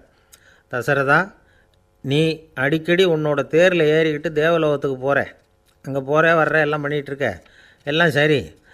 தேவலோகத்துலேயும் உன்னை நல்லபடியாக தான் வரவேற்கிறாங்க. தேவேந்திரன் உன்னை பிரியமாக அழைச்சிட்டு போய் தன்னுடைய அரியாசனத்திலேயே தனக்கு பக்கத்திலேயே உட்கார வைக்கிறான். நீயும் சந்தோஷமாக உட்காந்து பேசிவிட்டு வந்துடுற. ஆனால் நீ இங்கே வந்ததுக்கு அப்புறம் அங்கே என்ன நடக்குது தெரியுமா உனக்கு அப்படின்னாரான் நாரதர். என்ன நடக்குது எனக்கு ஒன்றும் தெரியலையே அப்படின்னாரான் தசரதர். நாரதர்கிட்ட கிட்டத்தில் கேட்டிருக்கார், கொஞ்சம் சொல்லுங்கள் என்னது அப்படின்னு. அவர் நெருங்கி வந்தாரான் நாரதரும். மெதுவாக அவர் காதோட காதாக சொன்னாராம். அதாவது நம்ம பாஷையில் சொல்லப்போனால் பற்ற வைக்கிறார். நீ அங்கே தேவேந்திரங்கிட்ட உட்காந்து பேசிவிட்டு வந்த பிறகு நீ அங்கே உட்காந்துருந்த அரியாசனத்தை தண்ணி ஊற்றி கழுவி சுத்தப்படுத்துகிறாங்க. நீ என்ன அந்த அளவுக்கு சுத்தம் இல்லாத ஆளா? தினம் குளிக்காமையாக இருக்கிற அப்படின்னாராம். தசரதருக்கு இது ரொம்ப அவமானமாக போயிட்டுது. அப்படியே செய்கிறாங்க அப்படின்னாராம். ஆமாம், நீ வேணும்னா நான் சொல்கிறது உண்மையா இல்லையா அப்படின்னு சோதனை பண்ணி பார்த்துக்கோ அப்படின்னாரான் நாரதர். உடனே தசரதர் இதுக்காகவே புறப்பட்டு தேவலோகம் போனார். அங்கே வழக்கம் போலவே இவரை கூப்பிட்டு உட்கார வச்சு பேசிக்கிட்டு இருந்தான் தேவேந்திரன். கொஞ்ச நேரம் பேசிக்கிட்டு இருந்துட்டு சரி நான் கிளம்புறேன்னு புறப்பட்டார். சரி, அவனும் வாசல் வரைக்கும் வழி அனுப்பி வச்சுட்டு உள்ளே போயிட்டான். தசரதர் வெளியில் கொஞ்சம் நேரம் மறைஞ்சி இருந்துட்டு மெதுவாக உள்ளே எட்டி பார்த்தார் என்ன நடக்குதுன்னு. நாரதர் சொன்னது உண்மைதான். தசரதர் உட்காந்துருந்த ஆசனத்தை அங்கே 2 தேவர்கள் கழுவி சுத்தப்படுத்திக்கிட்டு இருக்கிறாங்க. தசரதரால் இதை தாங்கிக்க முடியல. அவருக்கு ரொம்ப அவமானமாக போச்சு. நேராக கிடுகிடுன்னு தேவேந்திரங்கிட்டே போனார். நான் உட்காந்துருந்த இருக்கையை சுத்தம் பண்ணுறியே, நான் என்ன அந்த அளவுக்கு பாவியா அப்படின்னு கேட்டார். ரொம்ப கோபமாக கேட்டார். தசரதரே, மனுஷனுக்கு 3 கடன்கள் உண்டு. தேவகடன், ரிஷி கடன், பித்ரு கடன். இதை தீர்க்காதவன் பாவியாகிறான். இதில் மகனை பெறுவதால் தான் பித்ரு கடன் தீரும். உனக்கு மகன் கிடையாது, அதனால் நீ பாவியாகிற. பாவி உட்காந்துருந்த இடம்ங்கிறதுனால அதை சுத்தம் செய்ய வேண்டியது எங்கள் கடமை அப்படின்னு நானான் தேவேந்திரன். இந்த இடத்துல தசரதருக்கு ஏற்பட்ட அவமானம் ஒரு வைராக்கியமாக மாறிச்சு. தேவேந்திரனே கேட்டுக்கோ, ஒரு மகனை பெற்ற பிறகு தான் இந்த சபையில் மறுபடியும் அடி எடுத்து வைப்பேன் அப்படின்னு சொல்லிவிட்டு போயிட்டாரான். போய் புத்திர காமேஷ்டி யாகம் பண்ணார். புத்திரர்கள் பிறந்தார்கள். இந்த கதையில் உள்ள கருத்து என்னென்னா, தேவேந்திரன் தசரதரை அப்படி அவமானப்படுத்தலைன்னா அவருக்கு இப்படி ஒரு வைராக்கியம் பிறந்திருக்குமா? யோசித்து பார்க்கணும். நமக்கு ஏற்படுகிற சில அவமானங்களையும் வைராக்கியமாக மாற்றிக்குவோம். அப்படி மாற்றிக்கிட்டோம்னா வாழ்க்கையில் முன்னேறலாம். நம்ம ஆளுங்க சில பேர் அவமானத்தை வைராக்கியமாக மாற்றிக்கிறது எப்படி தெரியுமா? நம்மக்கிட்ட ஒரு பையன் சொன்னான், எங்கள் அப்பா என்னை எல்லாருக்கும் முன்னாடி வச்சு திட்டிவிட்டார், பொறுப்பு இல்லாமல் ஊர் சுற்றுறேன்னு சொல்லி அவமானப்படுத்தி விட்டார். இனிமேல் நீ என் முகத்திலேயே முழிக்காதரா போடான்னு வேறு சொல்லிவிட்டார். எனக்கு ரோஷம் வந்துட்டுது. அந்த அவமானத்தை வைராக்கியமாக மாற்றிக்கிட்டேன். அன்னையிலேருந்து அவர் முகத்திலேயே முழிக்கிறது இல்லை அப்படின்னா. அப்படியான்னு கேட்டோம். ஆமாங்க, அவர் வீட்டில் இல்லாத நேரமாக பார்த்து உள்ளே சமையல் கட்டுக்கு போய் சாப்பிட்டுட்டு நைஸாக வெளியில் வந்துடுவேன் அப்படிங்கிறான் அவன். ஜவஹர்லால் நேரு பிரதமராக இருந்த சமயம் அவர் ஒரு தடவை சென்னைக்கு வந்திருக்கிறார். இங்கே சில முக்கிய நிகழ்ச்சிகளில் கலந்துக்கிறதுக்காக வந்திருந்தார். ஆளுநர் மாளிகையில் ஒரு நாள் ராத்திரி தங்கி மறுநாள் புதுடெல்லி புறப்படுறதாக ஏற்பாடு. நிகழ்ச்சியிலெல்லாம் முடிச்சுக்கிட்டு ஆளுநர் மாளிகையில் தங்கியிருக்கிறார். அன்றைக்கு இரவு படிக்கிறதுக்கு ஒரு முக்கியமான புத்தகம் அவருக்கு தேவைப்பட்டது. அந்த சமயத்தில் உலக அளவில் ஒரு முக்கியமான பொருளாதாரம் சம்பந்தமான ஒரு புத்தகம் வெளியாகி இருக்கிற விஷயம் அவருக்கு தெரியும். அந்த புத்தகம் மெட்ராஸுக்கு வந்திருக்குமா, அது இங்கே கிடைக்குமா அப்படின்னு விசாரிச்சிருக்கிறார் நேருஜி. அவர் இப்படி கேட்ட உடனே அங்கே இருந்தவங்கெல்லாம் ரொம்ப பரபரப்பாக செயல்பட ஆரம்பிச்சிட்டாங்க. முக்கியமான இடங்கள்ல எல்லாம் விசாரிச்சிருக்கிறாங்க, அந்த புத்தகம் உங்ககிட்ட இருக்கான்னு. சென்னையில் உள்ள கன்னிமாரா நூல் நிலையத்துக்கு எப்படியும் அந்த புத்தகம் வந்திருக்கணும் அப்படின்னு ஒரு நம்பிக்கை. அங்கே விசாரித்தாங்க. அந்த புத்தகம் 2 நாளைக்கு முன்னாடி தான் அங்கே வந்திருக்குது அப்படிங்கிற விஷயம் தெரிஞ்சுது. உடனே எல்லோரும் அங்கே ஓடினாங்க. அவங்களுக்கு இன்னொரு சந்தேகம், புத்தகம் வந்திருக்கு சரி, அது இந்த சமயத்தில் வேறு யாரும் படிக்கிறதுக்கு எடுத்துகிட்டு போயிருக்கக்கூடாதே அப்படிங்கிற சந்தேகம் இருந்தாலும் மனசுக்குள்ளே ஒரு தைரியம். இப்படி ஒரு புத்தகம் வெளிவந்திருக்கிற விஷயமே நேருஜி சொல்லி தான் நமக்கே தெரியும். அதுவும் இல்லாமல் உலக பொருளாதாரம் சம்பந்தமான ஏதோ ஒரு புத்தகம் அது. அதை போய் இந்த நேரத்தில் அவ்வளவு ஆர்வமாக யார் எடுத்துகிட்டு போயிட போகிறாங்க அப்படிங்கிற தைரியம். இந்த தைரியத்தோடு அந்த நூல் நிலையத்துக்கு ஓடினாங்க. புத்தகத்தை தேடினா அது கிடைக்கல.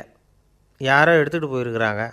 நேருவுக்கு மட்டுமே தெரிஞ்சிருந்த அந்த புத்தகம் பற்றின விஷயம் சென்னையில் வேறு ஒருத்தருக்கும் தெரிஞ்சிருக்குது. உடனே எல்லோரும் பரபரப்பாக அந்த அதுக்குன்னு இருக்கிற ரிஜிஸ்டர் இருக்குல்ல, பதிவேடு, அதை புரட்டி பார்க்குறாங்க யார் எடுத்துகிட்டு போகிறாங்கன்னு தெரிஞ்சுக்கிறதுக்காக. எடுத்துகிட்டு போனவங்க அதில் கையெழுத்து போட்டிருப்பாங்கல்ல, அதை பார்த்து யாருன்னு தெரிஞ்சுக்கலாம் அப்படிங்கிறதுக்காக தான் அதை புரட்டுறாங்க. அதோ அந்த புத்தகத்தோட பேர் பக்கத்தில் அதை எடுத்துக்கிட்டு போனவங்க கையெழுத்து உத்து பார்க்குறாங்க எல்லாரும். அதில் போட்டிருக்குது பேர் CN அண்ணாதுரை அப்படின்னு எழுதியிருந்தது. அவர் தான் பேரறிஞர் அண்ணா. நேரு படிக்க விரும்பின ஒரு புத்தகத்தை அதே நேரம் படிக்க விரும்பின இன்னொரு தலைவர் இவர். படிக்கிறதுல அவருக்கு இருந்த ஆர்வத்தை நாம் தெரிஞ்சுக்கணும்னா அதுக்கு எவ்வளவோ சம்பவங்கள் இருக்குது. கடைசி காலத்தில் அவர் அடையாறு மருத்துவமனையில் படுத்திருக்கிறார். அவருக்கு ஒரு முக்கியமான அறுவை சிகிச்சை செய்ய வேண்டியிருக்குது அவசரமாக. அமெரிக்காவிலேருந்து டாக்டர் மில்லர் வந்திருக்கிறார். அவர்கிட்ட கேட்குறார், டாக்டர் நாளைக்கே அறுவை சிகிச்சை செய்ய போகிறீங்களா அப்படின்னு. ஆமாங்கிறார் டாக்டர் மில்லர். நாளைக்கு மறுநாள் செஞ்சுக்கிறேனே அப்படின்னாரான் அண்ணா. ஏன் ஏதாவது நாள் பார்க்குறீங்களான்னு கேட்டிருக்கார். இல்லை, ஒரு புத்தகத்தை படிச்சுக்கிட்டு இருக்கிறேன், அதை நாளைக்குள்ளே முடிச்சிருவேன், அதுக்கப்புறம் நான் இறந்தாலும் கவலை இல்லை அப்படின்னாரான் இவர். அவர் தான் அறிஞர் அண்ணா. சங்ககால நூல்கள்லேருந்து சமீபத்தில் வந்த நூல்கள் வரைக்கும் எல்லாம் அவர் படிச்சிருக்கிறார். ஒரு திருமண விழாவில் அவர் பேசும்பொழுது சொன்ன விஷயம் இது. சங்க காலத்தில் காதலியை மணக்க விரும்புகிறவனுக்கு அவனுடைய தந்தை வீர சோதனைகள்லாம் வைப்பார். போய் புலிப்பல் கொண்டுக்கிட்டு வா, அப்போ தான் என் பொண்ணை கொடுப்பேன் அப்படின்னு சொல்லுவார். காதலன் உடனே காட்டுக்கு போவான், ஒரு புலியை கொன்று அதனுடைய பல்லை கொண்டுக்கிட்டு வருவான். அதை வீர பதக்கத்தில் பதித்து அவனுக்கு மாமனார் சூட்டுவார் கல்யாண சமயத்தில். இப்போலாம் காதலன் கிட்ட அப்படி சொல்ல முடியாது. இப்போலாம் காதலன்கிட்ட காட்டுக்கு போய் புலிப்பல் கொண்டுக்கிட்டு வான்னு யாராவது சொன்னால் புலி தான் மாப்பிள்ளையாக வந்து சேரும் அப்படின்னார். ஒரு கடைக்கு போனேன், 5 ரூபா பணத்தை எடுத்து கொடுத்தேன். ஒரு தினசரி பத்திரிகையை கேட்டேன். அவர் உடனே அங்கே அடுக்கி வச்சுருந்த பத்திரிகையில் ஒன்று எடுத்து என் கையில் கொடுத்தார். வாங்கிக்கிட்டேன். மீதி பணத்தை எடுத்தார். அதையும் என் கையில் கொடுக்கணும்ல, கொடுக்கல. எதிரில் இருந்த பலகையில் வச்சு எடுத்துக்க சொன்னார். எப்பவும் அவர் அப்படி தான் பண்ணுவார். நானும் எடுத்துக்கிட்டு வந்துடுவேன். இவர் ஏன் இப்படி பண்ணுறாருங்கிறது எனக்கு ரொம்ப நாளாக ஒரு சந்தேகம். ஒரு நாள் அவர்கிட்டயே இதை கேட்டுவிட்டேன். ஏங்க, நீங்கள் உங்கள் கடைக்கு வந்து பொருள்கள் வாங்குறவங்களுக்கு நீங்கள் பாக்கி சில்லறையை கொடுக்குறப்போ பலகையில் வச்சு விட்றீங்க, கையில் கொடுக்க மாட்டேங்கிறீங்களே, ஏன் அப்படின்னு கேட்டேன். காசை கையில் கொடுத்தா நம்மக்கிட்ட இருக்கிற லட்சுமி போயிடுவா சார் அப்படின்னார். அதாவது பணம் செலவாயிடும் அப்படின்னு அர்த்தமா. இன்னொரு நண்பர், அவர் ஒரு நாள் வழக்கத்துக்கு மாறாக ரொம்ப சோகமாக உட்காந்துருக்கிறார். ஏங்க என்னாச்சு, ஏன் இப்படி கப்பலே கவிழ்ந்தது மாதிரி உட்காந்துருக்குறீங்க அப்படின்னு கேட்டேன். கப்பலே கவிழ்ந்திருந்தா கூட நான் இப்படி கவலைப்பட மாட்டேன் சார், வேறு ஒன்று நடந்து போச்சுன்னார். என்னன்னு கேட்டேன். என் உச்சந்தலையில் பல்லி ஒன்று விழுந்துட்டுதுன்னார். அதுக்காகவா இப்படி அப்படின்னு ஆச்சரியப்பட்டேன். ஆமாங்க, பல்லி உச்சந்தலையில் விழுந்தால் பலன் என்னன்னு பஞ்சாங்கத்தில் பார்த்தேன், மரணம்னு போட்டிருக்கு அப்படின்னு சொல்லிவிட்டு அவர் தொடர்ந்து கவலைப்பட ஆரம்பிச்சிட்டார். இப்படியும் ஒருத்தர், என் கூட வேலை பார்க்குற ஒருத்தர் எப்படி தெரியுமா, தினமும் வலது காலை வச்சு தான் ஆஃபீஸுக்கு உள்ளே நுழைவார். என்றைக்காவது தவறுதலாக இடது காலை வச்சு உள்ளே வந்துட்டார்னா அன்னைக்கு பூரா மனசு சங்கடப்படுவார், எந்த வேலையும் சரியாக ஓடாது. கேரம் போர்டு ஆடுற ஒருத்தர் எப்போ ஆட உட்காந்தாலும் ஸ்ட்ரைக்கரை கை தவறி கீழே விழுற மாதிரி பண்ணி அதுக்கப்புறம் அதை எடுத்துக்கிட்டு ஆட உட்காருவார். ஏன்னா எப்போவும் ஒரு தடவை நிஜமாகவே அது கை தவறி கீழே விழுந்திருக்குது. அன்னைக்கு பிரமாதமாக ஜெயிச்சுட்டார். உடனே ஒரு முடிவுக்கு வந்துட்டார், கை தவறுனா லாபம் அப்படின்னு. அதுக்கப்புறம் அதையே பழக்கமாக்கிக்கிட்டார். பூனை குறுக்க போனால் சகுனம் சரியில்லைன்னு நினைக்கிறவங்க உண்டு. ஆனால் ஒருத்தர் எப்படி தெரியுமா, அவர் வெளியில் கிளம்புற சமயம் பக்கத்து வீட்டு ரேடியோவில் மியாவ் மியாவ் பூனைக்குட்டின்னு பாட்டு சத்தம் கேட்டால் கூட போதும், சகனம் சரியில்லைன்னு பிரயாணத்தை கேன்சல் பண்ணிவிடுவார். இப்போ இவ்வளவும் எதுக்கு சொல்கிறோம்னா, அளவுக்கு மீறின சகுன நம்பிக்கைகள் இருக்குது பாருங்கள், இதோட பயமும் சேர்ந்துக்கிட்டதுன்னு வச்சுக்கோங்க, இது ஒருத்தருடைய மனநிலையை பாதிச்சிடும். இது உளவியல் நிபுணர்கள் சொல்கிற கருத்து. வாழ்க்கையே தடுமாற வச்சிரும். பாதுகாப்பு இல்லாத உணர்வு, ஒரு விதமான டிப்ரெஷன் மனநிலை, இதெல்லாம் தான் இதுக்கு காரணமாக அமையலாம். சில பேர் காய்கறி நறுக்க கத்தியை கையில் எடுத்தால் கூட நேரம் சரியாக இருக்கா அப்படின்னு பார்த்துட்டு தான் வேலையை ஆரம்பிக்கிறது வழக்கம். அறிவு தான் மனசுக்கு வாத்தியாராக இருக்கணும், அப்போ தான் வாழ்க்கை நிம்மதியாக இருக்கும். அறிவு மனசு சொல்கிறபடியெல்லாம் கேட்க ஆரம்பிச்சுட்டுதுன்னா இடைஞ்சல் தான். ஒருத்தருக்கு 7ஆம் நம்பர் தான் ராசியான நம்பரான், 7ஆம் தேதி தான் எந்த காரியத்தையும் ஆரம்பிப்பாராம். 7 எழுத்து வர்றது மாதிரி பேரை மாற்றி வச்சுக்கிட்டார். 7 மணிக்கு தான் தினமும் எழுந்திருப்பார். 7ஆம் நம்பர் வீட்டில் தான் குடியிருக்கார். கல்யாணம் கூட 7ஆம் தேதி தான் பண்ணிக்கிட்டார். அவர் ஒரு நாள் குதிரை பந்தயத்துக்கு போனாராம். குதிரையோட பேரையெல்லாம் பார்த்தார். ஒரு குதிரையோட பேர் 7 எழுத்தில் அமைஞ்சிருந்தது. 7 தானே இவருக்கு அதிர்ஷ்ட நம்பர். அதனால் உடனே அது பேரில் பணத்தை கட்டினார். பந்தயம் நடந்தது. என்ன சார் ஆச்சுன்னு கேட்டாங்க. நான் பணம் கட்டின அந்த என்னோடய குதிரை 7ஆவதாக சேர்ந்தது சார் அப்படின்னாராம் சோகமாக. ஒரு விவசாயி விதைக்கிறதுக்காக வயல்வெளி பக்கம் போகிறார். விதைகளை அள்ளி வீசினார். அப்போ என்ன ஆச்சுன்னா, சில விதைகள் பாதை ஓரத்தில் விழுந்தது, சில விதைகள் முள் செடிகள் மண்டி இருந்த புதருக்கு இடையில் விழுந்தது, சில விதைகள் நல்ல நிலத்தில் விழுந்தது. பாதை ஓரத்தில் விழுந்த விதை என்ன ஆச்சுன்னா, அதெல்லாம் பறவைகள் கண்ணில் போட்டுவிட்டுது. உடனே உட்காந்து கொத்தி தின்னுட்டு போட்டுது. அதிகமாக மண் இல்லாத பாறை பகுதியில் விழுந்த விதையெல்லாம் லேசாக வேர் விட்டு முளைக்க ஆரம்பிச்சிது. அதுக்கப்புறம் வேர் கீழேயும் ஆழமாக போக முடியல, மேலேயும் சூரிய வெப்பம் அதிகம் தாங்க முடியல, எல்லாம் காஞ்சி கருகி போட்டுது. புதர் பகுதியில் சில விதைகள் விழுந்தது இல்லையா, முள் செடிகள் காடாக மண்டி போயிருந்தது. அதனால் முளைச்சி வர்ற செடிக்கு நெருக்கடி அதிகமாக போட்டுது, சரியாக வளர முடியல, விளைச்சலும் சரியாக இல்லை. நல்ல நிலத்தில் விழுந்த விதைகள் மட்டும் நல்லா முளைச்சிது, நல்லா வளர்ந்தது, விளைச்சலும் பிரமாதமாக இருந்தது. இந்த கதையை சொல்லிவிட்டு கேட்க செவியுள்ளோர் கேட்கட்டும் அப்படிங்கிறார் இயேசு பெருமான். ஆமாம், இயேசு கடலில் நின்ற படகு ஒன்றில் உட்காந்துருக்கிறார். கடற்கரையில் ஏராளமான மக்கள் உட்காந்துருக்கிறாங்க. அந்த சமயத்தில் தான் இயேசு ஓமைகள் மூலமாக மக்களுக்கு பல உண்மைகளை சொல்லிகிட்டு இருக்கிறார். மக்கள் அந்த கதையை கேட்டுட்டு ஒன்றும் புரியாமல் முழிக்கிறாங்க. அதை கவனித்த இயேசு அந்த ஓமையை விளக்க ஆரம்பித்தார். இதில் அந்த விதைக்கிறவர் தான் இறைவன். அவருடைய வார்த்தைகளை விதைக்கிறார். அந்த வார்த்தைகளை கேட்கிற மக்கள் அந்த விழுந்த விதைகள் மாதிரி 4 வகையானவர்கள். சில பேர் பாதை ஓரத்தில் விழுந்த விதைகள் மாதிரி இறைவன் வார்த்தைகளை அவங்க கேட்குறாங்க. ஆனால் தீய எண்ணங்கள் செய்கைகள் மூலமாக விதைக்கப்பட்ட வார்த்தைகள் அழிஞ்சு போடுது. இறைவன் வார்த்தைகளை கேட்ட உடனே மகிழ்ந்து போய் உடனே சில பேர் அதை ஏற்றுக்கிறாங்க. இவங்கெல்லாம் அந்த பாறை பகுதியில் விழுந்த விதைகள் மாதிரி. அதனால் இவங்கெல்லாம் வேறு இல்லாதவங்க, கொஞ்ச காலத்துக்கு இறை வார்த்தைகளுக்கு கீழ்ப்படிந்து நடப்பாங்க. அதனால் ஏதாவது இடைஞ்சல் ஏற்பட்டால் உடனே தடுமாறுவாங்க. தங்கள்கிட்ட இருக்கிற நல்ல பண்புகளை விட்டுட்டு பாவ வழிகளுக்கு போயிடுவாங்க. முள் செடிகளுக்கு இடையில் விழுந்த விதைகள் மாதிரி உள்ளவங்க யாருன்னா, இவங்களுக்கு உலக கவலை உண்டு, செல்வத்தின் மீது மயக்கம் உடையவர்கள். உலக ஆசைகள் இவங்களுக்குள்ளே பூந்துடுறதுனால அங்கே இருக்கிற நல்ல பண்புகள் மறைஞ்சு போயிடுது. அதனால் அவங்களும் உபயோகம் இல்லாதவங்களாக ஆயிடுறாங்க. நல்ல மனிதர்கள் நல்ல நிலத்தில் விழுந்த விதைகளுக்கு ஒப்பானவர்கள். இவங்க இறை வார்த்தையை கேட்குறாங்க, அதை ஏற்றுக்கிறாங்க, அவங்களும் நல்லபடியாக வாழுறாங்க, அடுத்தவங்களுக்கும் உபயோகமாக இருப்பாங்க. இதுதான் இயேசு சொன்ன விளக்கம். நல்ல வார்த்தைகளை கேளுங்கள், நல்ல வார்த்தைகளை ஏற்றுக்கொள்ளுங்கள், அடுத்தவங்களுக்கு உபயோகமாக இருங்க. இதுதான் பெரியவங்கள்லாம் நமக்கு சொல்லுகிற உபதேசம். ஒரு அப்பா தன்னுடைய மகனுக்கு உபதேசம் பண்ணார். இதை பாருப்பா, நல்ல வார்த்தைகளை கேட்கணும், எப்போதுமே மகன் அப்பா பேச்சை கேட்குறது நல்லது அப்படின்னாராம். நீ ஏதாவது ஒரு தப்பு பண்ணால் என் தலையில் ஒரு முடி நரைச்சி வெள்ளையாக போடும்பா, நீ செய்கிற ஒவ்வொரு தப்புக்கும் என் தலையில் ஒவ்வொரு முடி வெள்ளையாயிடும் அப்படின்னாராம். பையன் யோசித்தான், அப்பா இப்போ தான் எனக்கு புரியுது, தாத்தாவோட தலைமுடி பூராவும் வெள்ளையாக இருக்கிறதுக்கு என்ன காரணம்ங்கிறது எனக்கு இப்போ தான் புரியுது அப்படின்னானா. ஒரு ஊரில் ஒரு ராஜா இருந்தார். அவர் ஒரு பூனை வளர்த்தார். ரொம்ப செல்லமாக அவர் அந்த பூனையை வளர்த்தார். அவர் என்ன பண்ணுவார் தெரியுமா, இரவு நேரத்தில் அந்த பூனையோட தலையில் ஒரு விளக்க வச்சுருவார். அந்த பூனை ரொம்ப ஜாக்கிரதையாக அந்த விளக்கு கீழே விழுந்துடாமல் பார்த்துக்கும். தலையை ஆட்டாமல் ரொம்ப நிதானமாக ராஜா பின்னாடி நடந்து போய்கிட்டே இருக்கும். அந்த விளக்கு வெளிச்சத்தில் எல்லா வேலைகளையும் செஞ்சுருவார். கையில் ஒரு விளக்கை தனியாக எடுத்துகிட்டு போக வேண்டிய அவசியமே இல்லை. விளக்கை தூக்கிட்டு போகிற வேலையை அந்த பூனை பார்த்துக்கும்.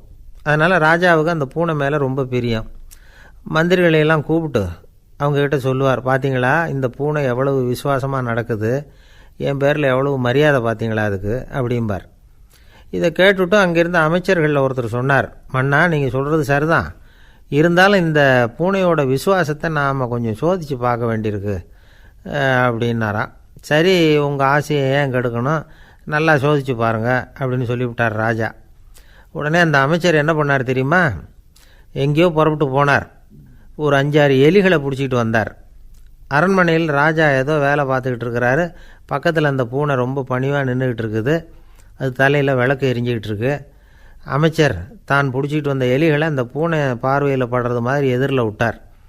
அந்த எலிகள்லாம் அங்கேயும் இங்கேயும் ஓட ஆரம்பிச்சிது. அதை பார்த்தது பூனை, அவ்வளவுதான். தலையில் இருக்கிற விளக்கை பற்றியும் கவலைப்படலை, ராஜாவை பற்றியும் கவலைப்படலை. ஒரே பாய்ச்சலாக பாஞ்சு எலிகளை துரத்த ஆரம்பிச்சுட்டுது. தலையில் இருந்த விளக்கு எங்கேயோ போய் விழுந்தது, அணைஞ்சு போச்சு. இருட்டில் ராஜா தடுமாற ஆரம்பிச்சுட்டார். இந்த சமயத்தில் அந்த அமைச்சர் மறுபடியும் விளக்கை ஏற்றினார். வெளிச்சம் வந்தது. அதுக்கப்புறம் அந்த அமைச்சர் பேசினார், அரசே, பூனையோட விசுவாசத்தை பார்த்தீங்களா, எலி அது கண்ணில் படுற வரைக்கும் தான் விசுவாசமாக இருந்தது. அது மாதிரி எலியை பார்த்ததும் எல்லாத்தையும் விட்டுட்டு அதை துரத்த ஆரம்பிச்சுட்டு பார்த்தீங்களா. தான் அந்த பூனையை பற்றி நினச்சது தப்புங்கிறது அதுக்கப்புறம் தான் அந்த ராஜாவுக்கு புரிஞ்சுதான்.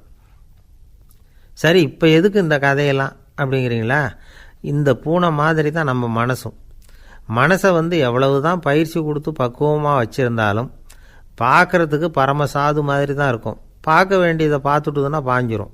இந்த பூனை மாதிரி புலன் இன்ப பொருள்கள் கிட்டாத வரைக்கும் மனம் அடங்கி இருக்கிறது மாதிரி தான் தெரியும். கொஞ்சம் வாய்ப்பு கிடைச்சாலும் அது குதிக்க ஆரம்பிச்சிடும், தப்பு பண்ண ஆரம்பிச்சிடும். பெரிய பெரிய முனிவர்கள் வாழ்க்கையில் நடந்த வீழ்ச்சி இதை தான் நிரூபிக்குது.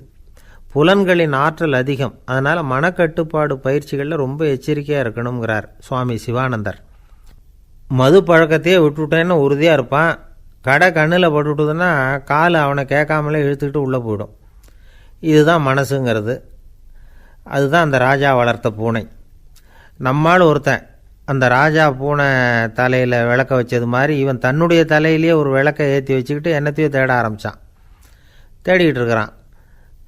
தலையை ஆட்டாமல் நிதானமாக நடந்து ரொம்ப நேரமாக தேடிகிட்டு இருக்கிறான். அந்த சமயம் அங்கே வந்த ஒருத்தர், என்னத்தை தேடுறீங்கன்னு கேட்டார். அதுதான் மறந்து போச்சு அப்படின்னு இழுத்தான். சரி, கொஞ்சம் இப்படி உட்காருங்க, ஞாபகம் வந்ததும் தேட ஆரம்பிக்கலாம் அப்படின்னார் அவர். இவன் கொஞ்ச நேரம் உட்காந்து யோசித்தான். அப்புறம் திடீர்னு எழுந்திரிச்சான். ஞாபகம் வந்துட்டுதுன்னா. என்னன்னு கேட்டார். எங்கள் வீட்டில் இருந்த விளக்கை எங்கே வச்சேன்னு தெரியல, அதை தான் தேடிக்கிட்டு இருக்கிறேன், ஏற்றி வைக்கலாம்னு பார்க்குறேன் அப்படின்னா. ஒரு ராஜா இருந்தார். நாடு பூராவும் நிறைய மரங்களை நட்டு வளர்க்கணுங்கிறது அவரோட ஆசை. தானே அதுக்கு முன்மாதிரியாக இருக்கணும்னு நினச்சார். அரண்மனையை சுற்றி மரங்களை நட்டு வளர்த்தார். இதை பார்த்துட்டு ஜனங்களும் அவங்கவுங்க வீட்டை சுற்றி மரக்கன்றுகளை நட்டு வளர்த்தாங்க. கொஞ்ச காலத்தில் ஊர் பூரா பசுமையாக மாறிச்சு. எல்லாருக்கும் சந்தோஷமாக இருந்தது. இது ஒரு பக்கம் இருக்கட்டும். இப்போ நான் சொல்ல போகிற கதை வேறு. அதாவது அந்த ராஜா ஒரு நாள் தன்னுடைய அரண்மனையை சுற்றி இருக்கிற விதவிதமான மரங்களை எல்லாம் போய் பார்த்தார். எப்படி இருக்கிறீங்க அப்படின்னு ஒவ்வொரு மரத்துக்கிட்டையும் விசாரித்தாராம். எந்த மரமும் சந்தோஷமாக இருக்கிறதா தெரியல. அது அதுக்கும் மனசில் ஒரு குறை. முதல்ல ஆலமரத்துக்கிட்ட போனார். அது சொல்லிச்சு, மண்ணா, நான் நல்லா பெருசாக வளர்ந்துருக்கிறேன், அடர்த்தியாக இருக்கிறேன், கிளையெல்லாம் 4 பக்கமும் நல்லா படர்ந்து தான் இருக்குது, இருந்தாலும் எந்த பிரயோஜனமும் இருக்கிறதா தெரியல எனக்கு. என்னுடைய பழம்லாம் ரொம்ப சின்னதாக இருக்குது, என் கண்ணுக்கு சரியாக புறப்பட மாட்டேங்குது. நான் இருக்கிற சைஸுக்கு என்னுடைய கிளையில் இருக்கிற பழம்லாம் எவ்வளோ பெருசாக இருக்கணும், அது இத்தினூண்டு இருக்கிறது எனக்கு பெரிய அவமானமாக இருக்குது.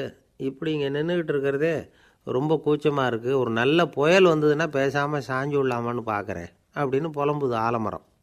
சரி இருக்கட்டும்னு நினச்சிக்கிட்டு ராஜா அடுத்தபடியாக ஒரு அத்தி மரத்துக்கிட்ட போனார். அதுவும் புலம்ப ஆரம்பிச்சுட்டுது.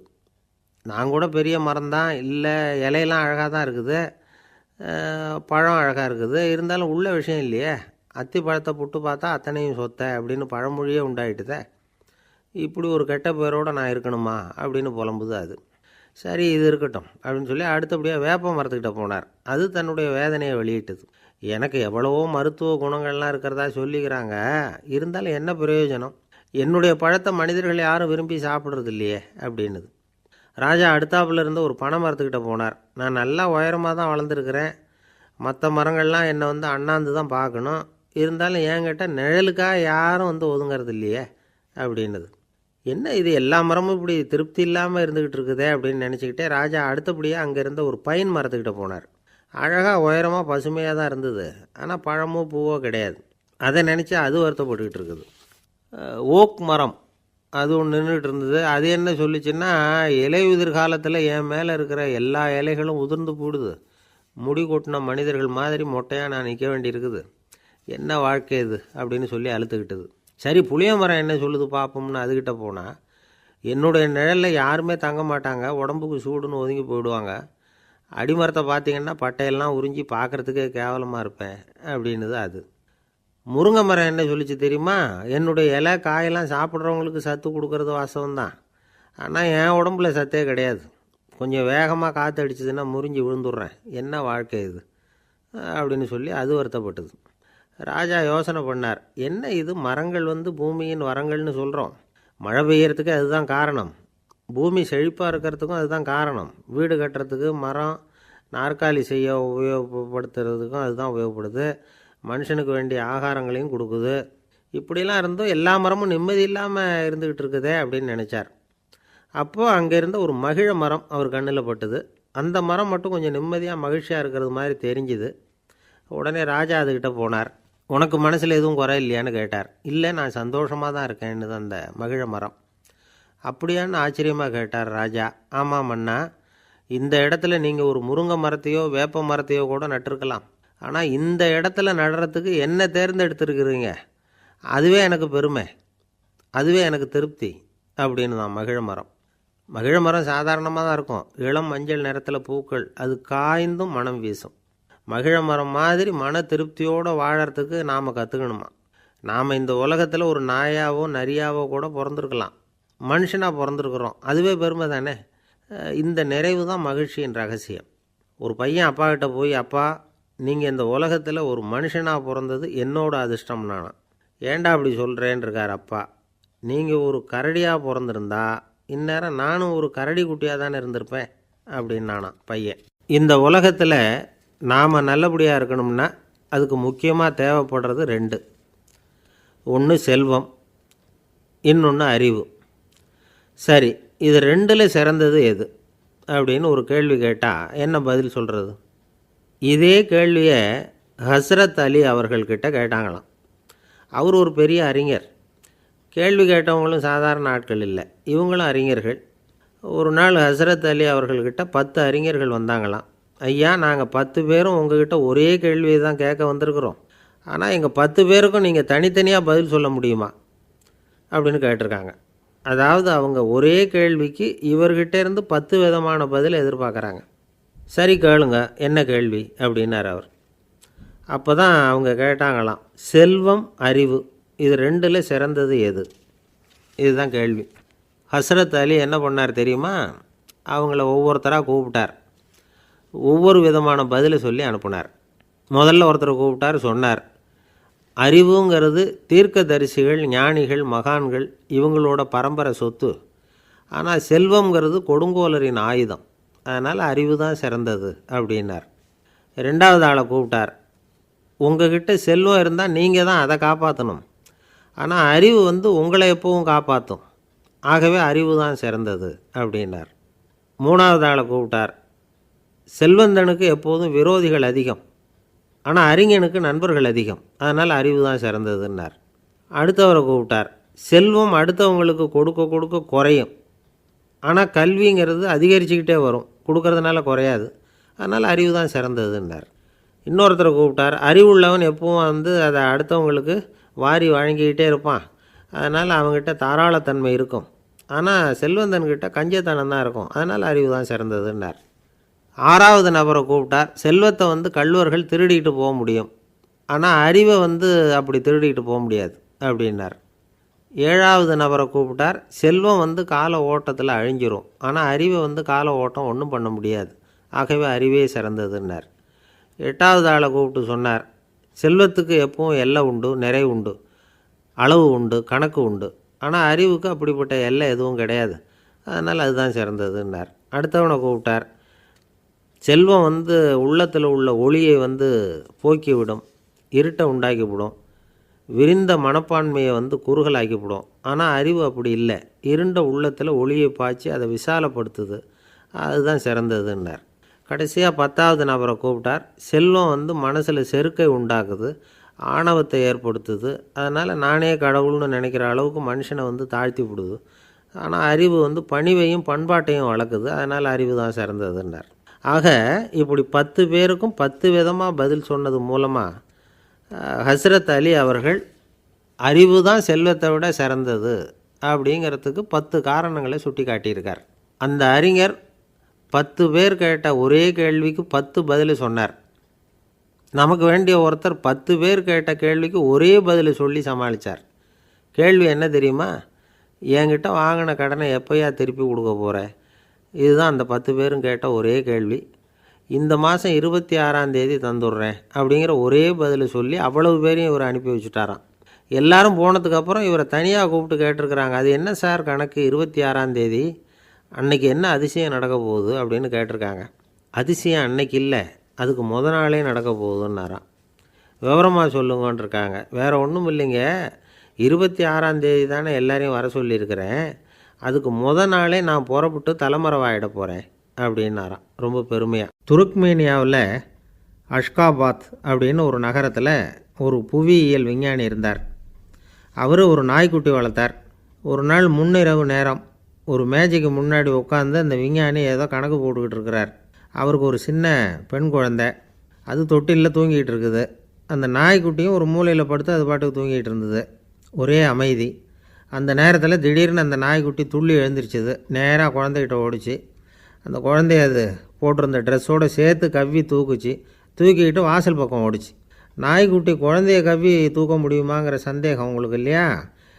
நீங்கள் வந்து நம்மூர் நாய்க்குட்டியவே பார்த்து பழக்கப்பட்டிருக்கீங்க, அதனால் நம்புறதுக்கு சிரமமாக இருக்கும். அந்த ஊர்லெலாம் அது வந்து ரொம்ப ஸ்ட்ராங்காக இருக்கும், ஒரு ஏதோ கண்ணுக்குட்டி மாதிரி இருக்கும். விஞ்ஞானி அதை பார்த்துட்டார். உடனே அந்த நாய்க்கு வந்து வெறி பிடிச்சிட்டுதுன்னு முடிவு பண்ணிவிட்டு தன்னோட கை துப்பாக்கியை எடுத்துக்கிட்டு ஓடி வந்தார். அவர் வெளியில் வந்து நாய்க்குட்டி எங்கே அப்படின்னு பார்த்து தேடுறார். அந்த நேரத்தில் அந்த வீடு வந்து இடிஞ்சு விழுது. காரணம் பூமி அதிர்ச்சி. இப்படி பூமி அதிர்ச்சி உண்டாக போகுதுங்கிறது அந்த நாய்க்குட்டிக்கு முன்னாடியே தெரிஞ்சு போச்சு. அதுதான் குழந்தைய தூக்கிட்டு வெளியில் ஓடி வந்திருக்குது. அது மூலமாக அந்த குடும்பத்தையே காப்பாற்றிருக்குது அந்த நாய்க்குட்டி. இந்த சம்பவம் நடக்கிறதுக்கு 3 நாளைக்கு முன்னாடியே சில பிராணிகளுக்கு இப்படி நடக்க போகுதுங்கிறது தெரிஞ்சிருக்குதான். ஆமாம், அந்த நகரத்தில் 3 நாளைக்கு முன்னாடியே பாம்பு, பல்லி இதெல்லாம் அது தங்கியிருந்த வலையை விட்டு வெளியில் ஓடி வந்துட்டுது. அதே மாதிரி அங்கே இருந்த புறாவெல்லாம் பறந்து போயிடுச்சான். இதே மாதிரி யுகோஸ்லோவியாவில் கூட ஒரு நகரம், அங்கே ஒரு நாள் ராத்திரி ஒரு மிருக காட்சி சாலையில் திடீர்னு ஒரு பெரிய கலவரம், கூச்சல், குழப்பம். அங்கே இருந்த கழுதை, புலி, யானை, பறவை எல்லாம் கண்ணாபின்னான்னு கத்த ஆரம்பிச்சுட்டுது. நேர் யானை அதுக்குன்னு போடப்பட்டிருந்த தடுப்பையே தாண்டி குதித்து வெளியில் வந்துட்டு தான். மறுநாள் தான் எல்லாருக்கும் விஷயம் புரிஞ்சுது. அடுத்த நாள் காலையில் அங்கே பூமி அதிர்ச்சி உண்டாயிட்டுது. இப்போ பாருங்கள், அதாவது மனுஷனை போய் தீர்க்கதரிசி அது இதுன்னு சொல்லிகிட்டு இருக்கிறோம், இவனை விட அது பரவாயில்லைன்னு தோணுது. அதாவது மிருகங்கள் ஒன்று நடக்க போகுதுங்கிறத முன்னாடியே புரிஞ்சுக்குதே. சரி, இதெல்லாம் எப்படி அது முன்கூட்டி புரிஞ்சுக்குது? அதுதான் படைப்பு ரகசியம். அதை கண்டுபிடிக்கிறதுக்கு தான் மனுஷன் வந்து ஆராய்ச்சி பண்ணிகிட்டு இருக்கிறான். விஞ்ஞானிகளோட ஆராய்ச்சியெல்லாம் ஒரு பக்கம் இருக்கட்டும், வீட்டுக்குள்ளேயே சில ஆராய்ச்சி பண்ணி பாருங்களேன். இப்போ சில யோசனை சொல்லி அதை சோதனை பண்ணி பாருங்க அப்படின்னு ஒருத்தர் சொன்னாராம். அதாவது இப்போ மழை வருமா வராதா அப்படின்னு தெரிஞ்சுக்கணுமா, உடனே ஒரு பூனைக்குட்டி பின்னாடியே மெதுவாக போய் அது என்ன செய்யுதுன்னு கவனித்து பார்க்கணும்.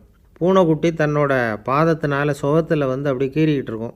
அப்படி கீறினா கண்டிப்பாக மழை வரும். சில சமயம் பூனைக்குட்டி அப்படியே மல்லாந்து படுத்துக்கிட்டு பாதத்தை உயர தூக்கும், அப்படியும் இப்படியும் புரளும். இப்படி செஞ்சதுன்னா அன்னைக்கும் மழை இருக்காது. அதனால் முன்னாடி இருந்தது மழை வர்றதுக்கு அறிகுறி, இது மழை இல்லைங்கிறதுக்கு அறிகுறி. பறவைகள், பிராணிகள் இதுகளோட நடவடிக்கைகளை பார்த்துட்டு அதையெல்லாம் அடிப்படையாக வச்சு தான் காலநிலையை கண்டுபிடிக்கிற கருவிகளை கண்டுபிடிச்சிருக்கிறாங்க. வாத்து இருக்குல்ல, சில சமயம் தன்னோட அழகை தன்னோட இறகுகளில் அப்படியே புதைச்சிக்கும். அப்படி செஞ்சால் குளிர்காலம் வரப்போகுதுன்னு அர்த்தம். பருவநிலை குளிராக மாறப்போகுதுங்கிறதுக்கு இதுதான் அறிகுறி. சிட்டுக்குருவி இருக்குதுல்ல, அதெல்லாம் புழுதியில் உழுந்து புரளும், சிறகுகளை வந்து படபடன்னு அடிச்சுக்கும். அப்படி செஞ்சால் மழை வரப்போகுதுன்னு அர்த்தம்.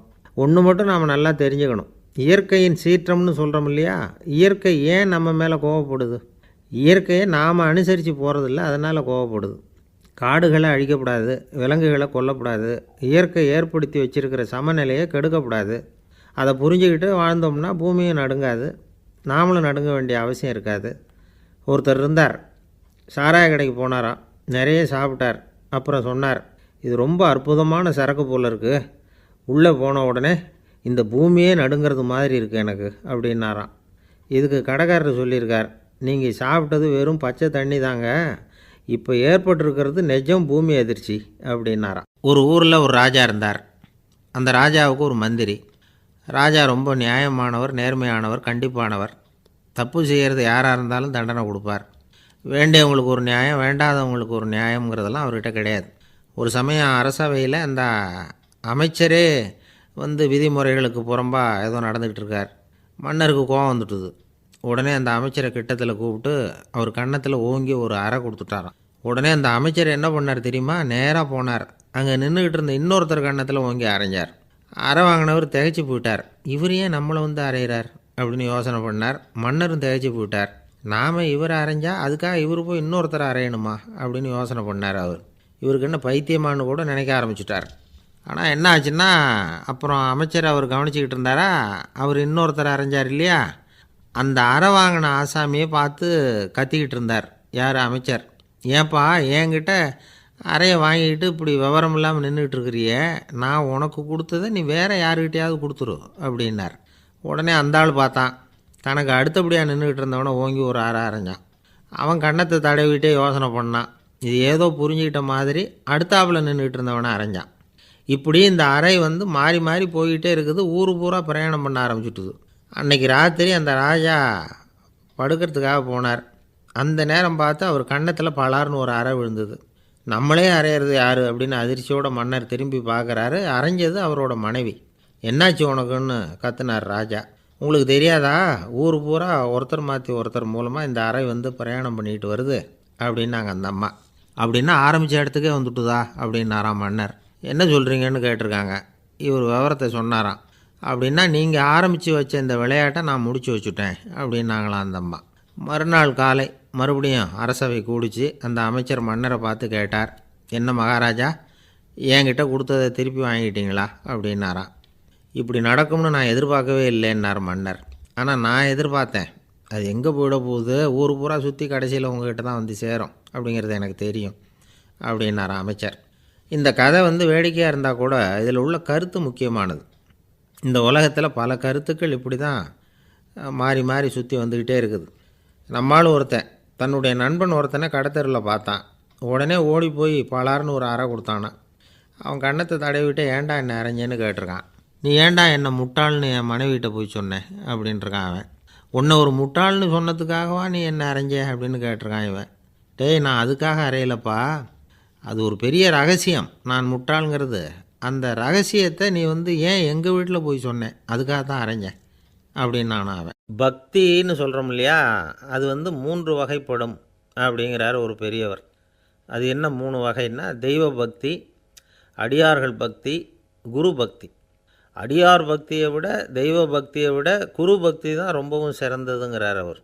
தெய்வத்துக்கிட்ட செஞ்ச பாவம் குருநாதர்கிட்ட தீர்ந்துருமா, குருநாதர்கிட்ட செஞ்ச பாவம் தெய்வத்துக்கிட்ட போனாலும் தீராதான். இப்படி பெரியவங்களாம் சொல்லி வச்சுருக்கிறாங்க. ஒரு காடு, அங்கே அயோத தௌமியர் அப்படின்னு ஒரு தபோதனர். அவர் பல மாணவர்களை ஒன்றா சேர்த்து ஒரு குருகுலம் நடத்திக்கிட்டு இருக்கிறார். பல தரப்பட்டவங்க பல திறப்பட்டவங்க மாணவர்கள் அதில் சேர்ந்து படிச்சுக்கிட்டு இருக்கிறாங்க. பாஞ்சால ராஜகுமாரன் ஒருத்தனும் அந்த குருகுலத்தில் சேர்ந்து படிச்சுக்கிட்டு இருக்கிறான். அவன் பேர் ஆருணி. பெரிய இடத்து புள்ள, இருந்தாலும் படுப்பில் ரொம்ப கெட்டிக்காரனாக இருந்தான். அவன் தான் அங்கே முதல் மாணவன். ஒரு நாள் குருநாதர் அந்த அரசகுமாரனை கூப்பிட்டார். நம்ம குருகுலத்துக்கு சொந்தமான வயலில் தண்ணீர் பெருகி வெள்ளம் வந்து பயிரை வந்து அழிக்குதான், அதனால் நீ போய் மடையை அடைச்சிட்டு வந்துரு அப்படின்னார். அந்த அரசகுமாரன் உடனே புறப்பட்டான். குருநாதர் சொல்லிட்டார்ல, உடனே புறப்பட்டான். நான் பெரிய இடத்து பிள்ளையாச்சே, ராஜகுமாரனாச்சே, ரொம்ப செல்வாக்கூட வளர்ந்தவனாச்சே, நான் போய் வயலில் இறங்கி வேலை செய்கிறதா அப்படின்னுலாம் அவன் நினைக்கல. குருநாதர் கட்டளையை நிறைவேற்ற வேண்டியது நம்ம கடமை அப்படின்னு நினச்சான். உடனே ஒரு மண்வெட்டியை தூக்கி தோளில் வச்சுக்கிட்டு புறப்பட்டு போயிட்டான். வயலுக்கு போனான். பார்த்தான், தண்ணி கரையை உடச்சிக்கிட்டு வயலுக்குள்ளே ஏகமாக பாஞ்சிக்கிட்டு இருக்குது. இவன் மண்வெட்டியால் களிமண்ணை புல்லோடு சேர்த்து புல் பற்ற மாதிரி வெட்டி வெட்டி போட்டான். இருந்தாலும் மடையை அடைக்க முடியல. தண்ணி அதை மீறி வந்துக்கிட்டே இருக்குது. தண்ணி வேகமாக வயலுக்குள்ளே போய்கிட்டே இருக்குது. போடுற பத்தையெல்லாம் கரைஞ்சி கரைஞ்சி போயிட்டுருக்கு. இருந்தாலும் இவன் தன்னுடைய முயற்சியை கைவிடலை. வெட்டி வெட்டி போட்டுக்கிட்டே இருக்கிறான்.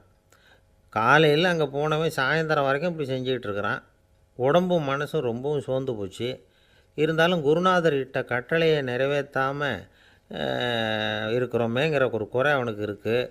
குரு கட்டளையை நிறைவேற்றாத நான் இன்னமும் இருக்கணுமா அப்படின்னு யோசனை பண்ண ஆரம்பிச்சிட்டான். என்ன செய்யலாம்னு பார்த்தான். நம்ம குருநாதர் இட்ட பணிக்காக இந்த உடம்பையே தியாகம் பண்ணலாம் அப்படின்னு முடிவு பண்ணான். தண்ணி பாயுதில் அதுக்கு குறுக்க விழுந்து அப்படியே மடையை அடைச்சிக்கிட்டு அப்படியே படுத்துட்டான். இது மற்றவங்களுக்கு தெரியாது. அன்னைக்கு ராத்திரி ஒரு விளக்கு முன்னாடி உட்காந்து குருநாதர் பிள்ளைங்களுக்கு பாடம் சொல்லி கொடுத்துக்கிட்டு இருக்கிறார். முதல் வரிசையில் இருக்கக்கூடிய ராஜகுமாரனை காணலை. நம்ம ஆருணி எங்கே போனா அப்படின்னு சொல்லி மற்ற மாணவர்களை விசாரித்தார். இப்போ அவங்க சொன்னாங்க, சுவாமி அவன் காலையில் வயலுக்கு மடையை அடைக்கிறதுக்காக போனான், நீங்கள் தான் போக சொன்னீங்க, இன்னும் திரும்பி வரல அப்படின்னு அவர் பையன். குருநாதர் உடனே ஒரு தீவெட்டி எடுத்துக்கிட்டு மாணவர்களை அழைச்சிக்கிட்டு வயலுக்கு போனார். அங்கே போய் பார்த்தா ஆளை காணும். ஆருணி ஆருணின்னு சொல்லி சத்தம் போட்டு கூப்பிட்டு பார்க்குறார். நான் இங்கே இருக்கேன் குருநாதா அப்படின்னு காலுக்கு அடியிலேருந்து ஒரு சத்தம் வருது. குனிஞ்சு பார்த்தா அவன் மடையில் படுத்துருக்குறான். என்னப்பா இதுன்னார். காலையிலேருந்து இந்த மடையை அடைச்சி பார்த்தேன் சுவாமி, முடியல, அதனால் இப்படி குறுக்க படுத்துட்டேன். என்னை தாண்டறதுக்கு பயந்து போய் தண்ணியை தேங்கி நின்றுட்டுது அப்படின்னா. அவனுடைய குரு பக்தியையும் அவனை தாண்டறதுக்கு அஞ்சு நிற்கிற தண்ணி தேக்கத்தையும் பார்த்துட்டு எல்லாரும் ரொம்ப ஆச்சரியப்பட்டு போயிட்டாங்களாம். ஆருணி எழுந்திரிச்சு வா அப்படின்னு கூப்பிட்டாரான் குருநாதர். அவன் தண்ணீரை பொழந்துக்கிட்டு எழுந்திரிச்சு வந்தானான். அதனால் அவனுக்கு உத்தாலகன் அப்படின்னு ஒரு பேர். உத்தாலகன்னா தண்ணீரை பிளந்தவன் அர்த்தம். அந்த உத்தாலகன் மாதிரி இந்த காலத்து மாணவர்களுக்கும் குரு பக்தி வேணும் அப்படின்னு சொன்னோம் ஒரு பள்ளிக்கூடத்தில். உடனே நிறைய மாணவர்கள் எழுந்திரிச்சு நின்னாங்க. சார், நீங்கள் எங்களை இன்னமும் சரியாக புரிஞ்சுக்கலன்னு நினைக்கிறோம். அன்னைக்காவது ஒருத்தன் அப்படி இருந்தான், இன்றைக்கி ஏகப்பட்ட உத்தாலகர்கள் இருக்கிறோம். எங்கள் வாத்தியார் கட்டளை இட்டால் இப்போவே அது மாதிரி வயலுக்கு போய் மடையில் குறுக்கப்படுத்துக்கிறதுக்கு இந்த வகுப்பில் உள்ள அத்தனை பேரும் தயாராக இருக்கிறோம் அப்படின்னாங்க. அப்படியா அப்படின்னு சொல்லி கேட்டோம் ரொம்ப சந்தோஷமாக. ஒருத்தன் ரொம்ப அடக்கமாக எழுந்திரிச்சான். அப்புறம் சொன்னான், ஆமாம் சார், வகுப்பில் இவர் நடத்துகிற பாடத்தை கேட்டுக்கிட்டு இருக்கிறத விட பேசாமல் போய் மடையில் படுத்துடுறது ஒன்றும் கஷ்டமான காரியமாக இருக்காது. அதனால தான் எல்லோரும் அங்கே போகிறேன்னு சொல்கிறோம் அப்படிங்கிறான். ஒரு இலக்கிய கூட்டம் ஏற்பாடு பண்ணியிருக்கிறோம், நீங்கள் அவசியம் அதில் பேசணும் அப்படின்னு கேட்டுக்கிட்டார் ஒருத்தர். வேணாங்க, 4 பேருக்கு முன்னாடி நிற்கிறதுனா எனக்கு ரொம்ப கூச்சமாக இருக்கும் அப்படின்னாரு இவர். ஏன் சார் இன்னமும் குழந்த மாதிரி கூச்சப்படுறீங்களே அப்படின்னார் அவர். அவரை ஒரு மாதிரியாக சமாளித்து அனுப்பி வச்சுட்டு அதுக்கப்புறம் அதை பற்றி இவர் யோசித்து பார்த்துருக்கார். சில நிபுணர்கள் எழுதியிருக்கிறத படித்தும் பார்த்துருக்கிறார். மனோதத்துவ நிபுணர்கள் என்ன சொல்கிறாங்க தெரியுமா? 10லேருந்து 20% குழந்தைகள் பிறக்கிறப்பவே கூச்ச சுபாவம் கொண்டதாக தான் இருக்குதான். ஒரு தாத்தா தன்னோட பேர பிள்ளைய ஆசையாக கூப்பிடுறார் விளையாட்டு காட்ட, அதை அழுதுகிட்டு ஓடி போகுது. ஒரு அம்மா தன்னோட பிள்ளைய பள்ளிக்கூடத்தில் சேர்க்கறதுக்காக கூப்பிட்டுக்கிட்டு போகிறாங்க. அந்த புள்ள அம்மாவோட முந்தானையில் ஒளிஞ்சிக்கிட்டு வெளில வரமாட்டேங்குது. இவங்களையெல்லாம் எப்படி சமாளிக்கிறது? குழந்தைகளோட கூச்ச சுபாவத்தை போக்குறது எப்படி? இதுக்கு நிபுணர்கள் சில யோசனைகளை சொல்லியிருக்கிறாங்க. மற்றவங்களுக்கு முன்னாடி என் பையனுக்கு கூச்சம் ரொம்ப அதிகம் சார், மற்றவங்க பார்த்தா ரொம்ப வெக்கப்படுறான், இப்படி சொல்கிற அப்பாக்கள் உண்டு. என் பையன் புது மனுஷாலை பார்த்தா அட்டையாக ஒட்டிக்குவான் சார் அப்படின்னு சொல்கிற அப்பாக்களும் உண்டு. இப்படிலாம் குழந்தைகளுக்கு முத்திரை குத்துறது ரொம்ப தப்பான். புதுசாக யாராவது வீட்டுக்கு வந்தால் குழந்தை தானாக தன்னோட கூச்சத்தையும் பயத்தையும் போக்கிக்கிட்டு சகஜமாக மாறி வர்றதுக்கு வாய்ப்பு கொடுக்கணுமா. ஒரு கூட்டத்துக்கோ அல்லது சொந்தக்காரங்க கல்யாணத்துக்கோ குழந்தைய அழைச்சிட்டு போகிறீங்க, அங்கே போய் கட்டாயப்படுத்தி குழந்தைய மற்றவங்க கிட்ட பேச சொல்லக்கூடாது. சில சமயம் குழந்தை தானாக தன்னுடைய கூச்ச சுபாவத்தை விட்டு பேசுகிறதுக்கு முன் வந்தால் அதை பாராட்டணும். குழந்தை கலகலப்பு இல்லாமல் மௌனமாக இருந்ததுன்னா அதையும் கண்டுக்கக்கூடாது. குழந்தை பேச ஆரம்பித்தா அதை ஆர்வத்தோடு கவனிக்க தெரியணும். கலந்து உரையாடுற பழக்கத்தை வீட்லேயே ஆரம்பிக்கலாம். கேட்டதுக்கு பதில் சொல் அப்படின்னு நீங்கள் அதிகாரம் பண்ணிகிட்டு இருக்கக்கூடாது. அது குழந்தைக்கு பேசுகிற சந்தர்ப்பத்தை குறைச்சிருமா. இப்போ நாம் அதிகாரம் பண்ணால் கேலி செய்கிற பழக்கம் குழந்தைகளை ரொம்ப பாதிச்சிருமா. பெரியவங்களானதுக்கு அப்புறமும் சில பேர் கூச்சத்தோடவும் பயத்தோடவும் இருக்கிறதுக்கு இதுதான் காரணம். சின்ன வயசில் அவங்கெல்லாம் ஏதாவது கேலிக்கு ஆளாகி இருப்பாங்க. ரெண்டாவது குழந்தை மூத்த குழந்தைய கேலிக்கு ஆளாகிற சந்தர்ப்பங்களை கண்டு கேலி பண்ணினா அது இளம் நெஞ்சங்களை விட்டு நீங்கிறதே இல்லையா. எப்பவும் குழந்தையோட நடை உடை பாவனைகளை பற்றி சொல்லிக்கிட்டே இருக்கக்கூடாதான். அதுவே கூச்ச சுபாவத்தை கொண்டுட்டு வந்துடுமா. அப்பா எங்கேன்னு யாராவது கேட்டால் இது மாதிரி இன்ன காரியத்துக்காக வெளியில் போயிருக்கார், இத்தனை மணிக்கு திரும்பி வருவார் அப்படின்னு சொல்கிற அளவுக்கு குழந்தைகளை பழக்கப்படுத்தி வைக்கணும். ஃபோன்லேயே யாராவது விசாரித்தா கூட இது மாதிரி பதில் சொல்லு அப்படின்னு சொல்லணும். சின்ன சின்ன மீட்டிங்கில் 4 வார்த்தை பேச தயார் பண்ணலாம். ஒரு கடையிலையோ அல்லது ஹோட்டல்லையோ ஏதாவது விவரம் கேட்கணும்னா உங்கள் குழந்தைய தைரியமாக அனுப்புங்க. குழந்தைகள் பணிவாகவும் பொறுமையாகவும் விவரம் கேட்குறப்போ கூச்ச சுபாவம் தானாக போயிடும். சின்ன வயசுலேயே இப்படிலாம் பழக்கப்படுத்தினா தான் வருங்காலத்தில் தைரியமாக இந்த சமுதாயத்தில் வாழ முடியும். இல்லைன்னா 60 வயசுலேயும் அடுப்பங்கரையை விட்டு வெளில வர்றதுக்கு கூச்சப்பட்டுக்கிட்டு தான் இருக்க வேண்டியிருக்கும். இந்த காலத்து பிள்ளைங்க எவ்வளவோ பரவாயில்ல, எதுக்கும் தயங்குறதில்ல, கூச்சப்படுறதில்ல. ஒரு அம்மா அடுப்பங்கரையிலேருந்து சத்தம் போட்டாங்க, டேய் ராமு, தயவு பண்ணி அந்த டிவியை நிறுத்துறா, அந்த பெண்ணோட குரல் மகா மோசம், அடுப்பங்கரையில் இருக்கிற என்னாலேயே அதை சகிச்சிக்க முடியல அப்படின்னாங்களாம். உடனே பையன் கொஞ்சம் கூட தயங்காம